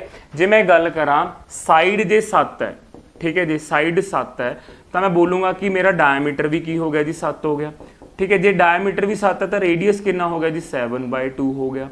क्लीयर है जी ये चीज़। The largest sphere is carved out of the cube. हुण देखो, हुण ये चीज़ देखो, जो क्यूब होगा ਉਹਦਾ ਜਿਹੜੇ साइड होगा वो स्फीयर के डायमीटर के बराबर होगा तो रेडियस 7/2 आ गया, ठीक है जी। अगे जे आप चलिए उन्हें की पूछा जी वॉल्यूम ऑफ द स्फीयर, तो वॉल्यूम की हुंदा जी स्फीयर का वॉल्यूम की हुंदा जी अपने कोल, प्लीज़ ध्यान नाल देखियो जी 4/3πr3, 4/3πr3 हो गया जी। सो गाइस जे मैं गल करा 4/3 पाई की वैल्यू कितनी होगी जी, ऑप्शंस पॉइंटा च ने 22/7, ठीक है जी। और जे मैं क्यूब की गल करा 343 डिवाइड बाय कितना आ जाऊगा जी 8 आ जाऊगा। क्लीयर है जी। सो इत्थे कट के 2 आ गया, इत्थे कट के कितना आ जाऊगा 11, एक नाल ये कट के 49 आ गया। जो तुसीं इहनूं सॉल्व करोगे जी कितना आ जाऊगा जी, इत्थे जे मैं गल करा 9, ठीक है जी 3 5 डिवाइड बाय कितना आ जाऊगा जी अपने कोल 3 आ 7 तो कट्टिया होया जी, आ 7 तो इहदे नाल कट्टिया होया जी। मैं किते ये समझो तुसीं कट्टिया नहीं होया, आ कट्टिया होया किहदे ते जाऊगा जी 1 ते गया पहला तो ये, तो 1 वाला ऑप्शन ही एक है। क्लीयर है जी। मैं 1 ते जा रहा सीधा, तो 1 वाला ऑप्शन ही है तो आंसर कहना आ जाऊगा लाइक दिस। क्लीयर है जी ये चीज़। आई होप गाइस क्लीयर है जी। नेक्स्ट क्वेश्चन करते हैं। The height of the radius of the base of a right circular cone are 12 centimetre and 6 centimetre respectively, ठीक है जी। जे आप गल करिए उस तो बाद the radius of the circular cross section of the cone was cut by a parallel plane to its base, ठीक है जी, at the distance of 3 centimetre from the base. So guys आप एक कोन बनाने हैं जी, ठीक है जी, आप एक कोन बनाने लाइक दिस, ठीक है जी, लाइक दिस, ठीक है जी, लाइक दिस। ये चीज़ इदा कर सकते हैं, ठीक है जी, दिस लाइक दिस, ठीक है जी। इनू मैं नाम दे देना A B एंड C, ठीक है जी। ये चीज़ मैं ट्रायंगल नू नाम दे रहा जी ABC, तो ठीक है जी। जे मैं गल करा उन्हें की लिखा था हाइट जी दे रखी है जी वो 12 दे रखी है, हाइट कितनी दे रखी है 12 दे रखी है, 12 सेंटीमीटर, ठीक है जी, 12 सेंटीमीटर दे रखी है।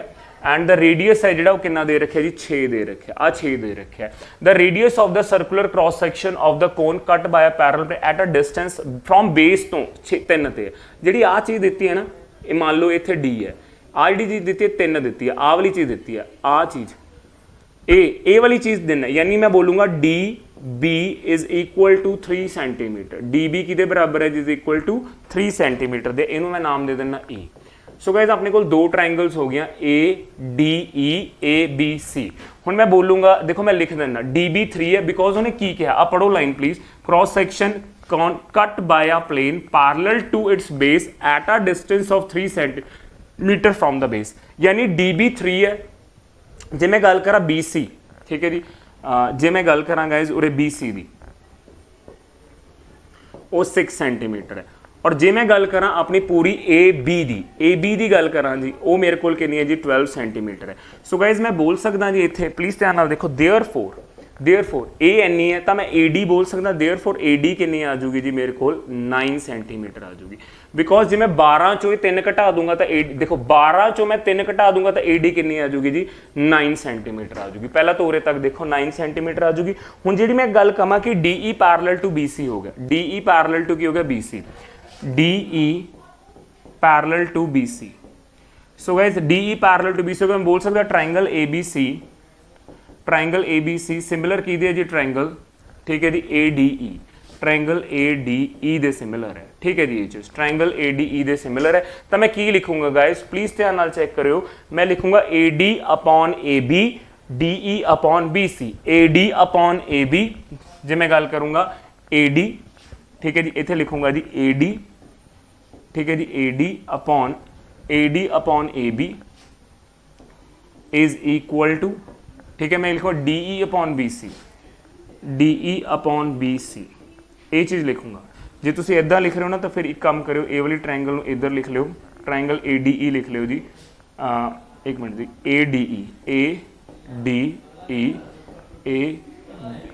सी ठीक है जी A D upon A B D E upon B C ठीक है जी हुण तुसीं ये देखो ए डी कितना अपने को 9 है ठीक है जी ए डी कितना जी अपने को 9 है ठीक है ए डी कितना 9 है ए बी दी जे मैं गल करा 12 ठीक है जी ए बी दी जे मैं गल करा 12 जे मैं गल करा डी ई दी जे मैं गल करा पता नहीं जी कितनी है डी ई आपां नूं पता नहीं जी कितनी है जे मैं बी सी की गल करा तो कितनी आ जाऊगी जी 6 आ जाऊगी ठीक है जी सो गाइज ए कटता जी उरे 2 आ गया तो देयरफॉर डी ई मेरे को कितनी आ जाऊगी जी 4.5 सो गाइज डी ई मेरे को कितनी आ जाऊगी जी 4 the radius of the circular cross section of the cone the radius of the circular cross section of the cone यानी इहदा रेडियस मेरे को कितना आ जाऊगा जी 4.5 सेंटीमीटर आ जाऊगा आई होप गाइज क्लीयर है जी ये चलो जी नेक्स्ट क्वेश्चन करते हैं ਹੁਣ ਕੀ बोल रहा है the area of the curved surface area and the area of the base of the right circular area is A centimetre and B centimetre ठीक है जी अगे मैं बोल रहा the height of the cylinder ठीक है जी ये क्वेश्चन ਜਿਹੜਾ ਹੈਗਾ ਇੱਕ मतलब कि कॉन्स्टेंट ਨੂੰ यूज करके होगा जी जे मैं गल करा ਜਿਹੜਾ R है ठीक है R आप मान लें रेडियस मान लें H जी मैं मान लेना हाइट मान लेना जी ठीक है R रेडियस है H की है जी मेरी हाइट है R रेडियस है H की है जी मेरी हाइट होगी ठीक है जी ये चीज़ क्लीयर है हुण जे मैं गल करा the area of the curved surface area the area of the base of the right circular cylinder are a ठीक है जो कर्व्ड सरफेस एरिया वो होगा 2 पाई आर एच ठीक है वो किहदे बराबर है जी ए दे क्लीयर है जी जे मैं गल करा अगे अगे उन्हें की कहा the surface area of the base यानी मैं गल करा पाई आर स्क्वायर की गल करा मैं वो किहदे बराबर दे रखा जी बी दे मैं काम करदा जी पहली इक्वेशन है ना वो स्क्वायरिंग कर लेना दोनों साइड की आ जाऊगा जी 4 pi the square r the square ते H the square is equal to the A the square जी दूसरी इक्वेशन है वो वैल्यू है देखो वो वैल्यू की दी हुई है जी वो जे मैं गल करा जे मैं वो गल करा वो वैल्यू है pi r square is equal to B इत्थे पुट कर देने किमें 4 पाई आप एक बाहर कढ़ लें पाई आर स्क्वायर यानी जो बचा ना पाई आर स्क्वायर उसकी जगह तो मैं बी लिख रहा into H square is equal to A square ठीक है जी हूँ उन्हें पूछा की है प्लीज ध्यान नाल पढ़ो उन्हें पूछा the height of the cylinder so आप सारा डाटा उधर जावांगे तो एच स्क्वायर की आ जाऊगा जी ए स्क्वायर अपॉन कितना आ जाऊगा जी 4 पाई बी ठीक है जी 4 पाई ठीक है जी बी क्लीयर है जी ये चीज़। हुण जे एच स्क्वायर की गल करांगे इत्थे की रह जूगा जी, जे मैं इनू गल करूँगा ठीक है, इहदे लई मैं गल करूँगा तो किहड़ा ऑप्शन रह जूगा जी, आह देखो इन्हूं मैं इधर इधर करके दिखा रहा तुहानूं मैं, इत्थे आ चीज़ रह जूगी किवें, जदों मैं एच का अंडर रूट करूँगा तो की आ जूगा जी, ए आ जूगा उरे ठीक है जी, ए स्क्वायर सी तो ए रह जूगा 4 पाई है, 4 अगेन एक परफेक्ट स्क्वायर है तो 2 बार आ जूगा, तो इत्थे की रह जूगा जी अंडर रूट पाई बी की रह जूगा जी अंडर रूट पाई बी, तो वो ऑप्शन की आ गया जी सी आ गया। आई होप गाइस क्लीयर है जी। नेक्स्ट क्वेश्चन करते हैं, the total surface area of the sphere is 8 pi ठीक है जी। टोटल सरफेस एरिया की हुंदा जी 4 पाई आर स्क्वायर हुंदा स्फीयर दा, 4 pi r square total surface area of sphere हुंदा जो कि किहदे बराबर दे रखा 8 पाई दे। सो गाइस पाई नाल पाई कट गया, आर नाल कट गया 2 आ गया जी, आर स्क्वायर दी वैल्यू कितनी आ गई 2 आ गई, तुसीं इहनूं आर इज इक्वल टू √2 भी लिख सकते हो। जे गाइस मैं गल करा अगे की बोल रहा जी वो वॉल्यूम पता करो, तो सिंपल है जी, वॉल्यूम की होगा जी, वॉल्यूम की होगा 4/3 पाई आर क्यूब ठीक है जी, पाई आर क्यूब ठीक है जी। इत्थे मैं आर की वैल्यू इनू ऐ भी लिख सकते हो तुसीं, जे लिखना है आर की वैल्यू √2 ठीक है जी, ये भी लिख सकते हो ठीक है। हुण मैं इत्थे लिखूंगा 4/3 पाई आर स्क्वायर कितना होगा 2, एक आप आर की वैल्यू ले लेने √2 ठीक है जी। ये चीज़ क्लीयर है जी उरे, आई होप गाइस क्लीयर होगी ठीक है जी। तो आंसर है जिहड़ा अपना कितना आ जाऊगा जी, आंसर की आ जाऊगा जी 8 अपना 8√2 पाई आ जाऊगा जी 8, एक मिनट जी 8√2 pi divide by 3, 8√2 pi divide by 3 clear है जी ये चीज। So okay guys next question करते हैं जी आप प्लीज अगला क्वेश्चन पढ़ो जी की है। अगला कोड रहा कहते if the radius of the sphere be double the percentage increase in the volume, radius double percentage increase in the volume, sphere की गल की है। सो वॉल्यूम की होंगे जी 4/3 pi r cube, 4/3 pi r cube ये आप इनिशियल ले लिया, कहता अपना नवा वॉल्यूम की हो जाएगा जी 4/3 पाई आर की वैल्यू डबल करता जी 2r करता, 2r करता तो की हो जाऊगा जी 8r क्यूब हो जाऊगा। सो v डैश की हो जाऊगा जी 8 ऑफ v हो गया ठीक है, क्योंकि आ v तो आही है ठीक है जी, 8 सीगा वो मैंने बाहर कट लिया क्योंकि आपने इतने r नू की करता जी डबल करता। सो गाइस कितना इंक्रीज हुआ 8v तो 7 हो गया जी into 100, कितना इंक्रीज होया जी 7v/7 into 100, v नाल v कट गया। सो आंसर कितना आ गया जी 700% आ गया, आंसर कितना आ गया जी 700% आ गया। क्लियर है जी it is. If each edge of the regular tetrahedron is 4 centimeter, its volume is 4 centimeter। ਹੁਣ ਜੇ ਮੈਂ ਗੱਲ ਕਰਾਂ ਵੋਲਿਊਮ ਕੀ ਹੁੰਦਾ ਜੀ ਰੈਗੂਲਰ ਟੈਟਰਾਹਾਈਡਰਨ ਦਾ a³/6√2, a³/6√2 ਲਿਖ ਲਓ ਪਲੀਜ਼। ਵੋਲਿਊਮ ਕੀ ਹੁੰਦਾ a³/6√2। ਹੁਣ ਜੇ ਮੈਂ ਗੱਲ ਕਰਾਂ ਐਜ ਆਪਾਂ ਨੂੰ ਕੀ ਦੇ ਰੱਖਿਆ ਜੀ 4 ਦੇ ਰੱਖਿਆ, ਤਾਂ ਮੈਂ ਵੈਲਿਊ ਪੁੱਟ ਕਰ ਲੂੰਗਾ ਕੀ ਆ ਜਾਊਗਾ ਜੀ 4 × 4 × 4/6 है जी ठीक है जी। इत्थे हैगा जी √2 ठीक है जी, इत्थे कटिंग कर लेने 2 3s 2 2s ठीक है जी, कितना हो जाऊगा जी प्लीज़ चेक कर लो ये। जे मैं गल करा इनू आप होर तोड़ लेने जी लाइक दिस, इनू भी इदा ही सॉल्व कर लेने। इत्थों भी 2 आ गया जी, एक जिहड़ा ए वाला 2 है इहदे नाल कट गया जी, कितना हो जाऊगा जी 16√2 16√2/3 आ गया 16 आ 16 4 ਨੂੰ 4 ਨਾਲ 16 √2 ਨਾਲ ਲੱਗ ਗਿਆ डिवाइड बाय 3 हो गया। ऑप्शन क्या आ गया जी सी आ गया। नेक्स्ट क्वेश्चन है the base of the right prism whose height is 2 centimetre is a square if the total surface area of the prism is 10 then its volume is. हुण मैनूं ये दसो जी उन्हें की कहा the base of the right prism whose height is 2 centimetre is a square. जे मैं गल करा टोटल सरफेस एरिया की, जे मैं गल करा टोटल सरफेस एरिया की, तो की हो जाऊगा जी वो पैरीमीटर ऑफ बेस, पैरीमीटर ठीक है जी, इत्थे मैं इरेज कर रहा जी ठीक है जी, perimeter of base into height plus twice of area of base ठीक है जी, एरिया ऑफ बेस। क्लियर है जी, एरिया ऑफ बेस ये अपना टोटल सरफेस एरिया हो गया ठीक है जी। हुण जे मैं गल करा टोटल सरफेस एरिया 10 दिता है जी, जे पैरीमीटर की गल करिए तो इत्थे की आ जाऊगा जी 4AH आ जाऊगा जी। जे मैं इत्थे गल करा दी plus twice of A square आ जाऊगा जी। और जे मैं गल करा हाइट की, हाइट आपां नूं 2 दित्ती है तो उरे इत्थे मैं वैल्यू पुट कर लूँगा जी 2। सो गाइज जो मैं इत्थे एक मिनट जी इत्थे आपां वैल्यू पुट करांगे तो मैं की लूँगा 4A × 2 plus twice of A square, 2 common cut दो जी इत्थों सारे चो, तो इत्थे कितना आ जाऊगा जी 5 4a plus a square ਇੱਕ ਕੁਆਡਰੇਟਿਕ ਟਾਈਪ ਬਣ ਗਈ। ਇਹ ਕਲੀਅਰ ਹੈ ਦੀ ਇਹ ਚੀਜ਼ ਕੁਆਡਰੇਟਿਕ ਟਾਈਪ ਬਣ ਗਈ। ਜੇ ਗਾਇਸ ਮੈਂ ਇਹਦੇ ਫੈਕਟਰ ਬਣਾਵਾਂ ਤਾਂ ਕੀ ਬਣ ਗਏ, ਪਹਿਲਾਂ ਇਹਨੂੰ ਇੱਧਰ ਲਿਖ ਲੈਂਦੇ ਆ a square, ਠੀਕ ਹੈ ਜੀ। ਇੱਥੇ ਕੀ ਆ ਜਾਊਗਾ ਜੀ 4a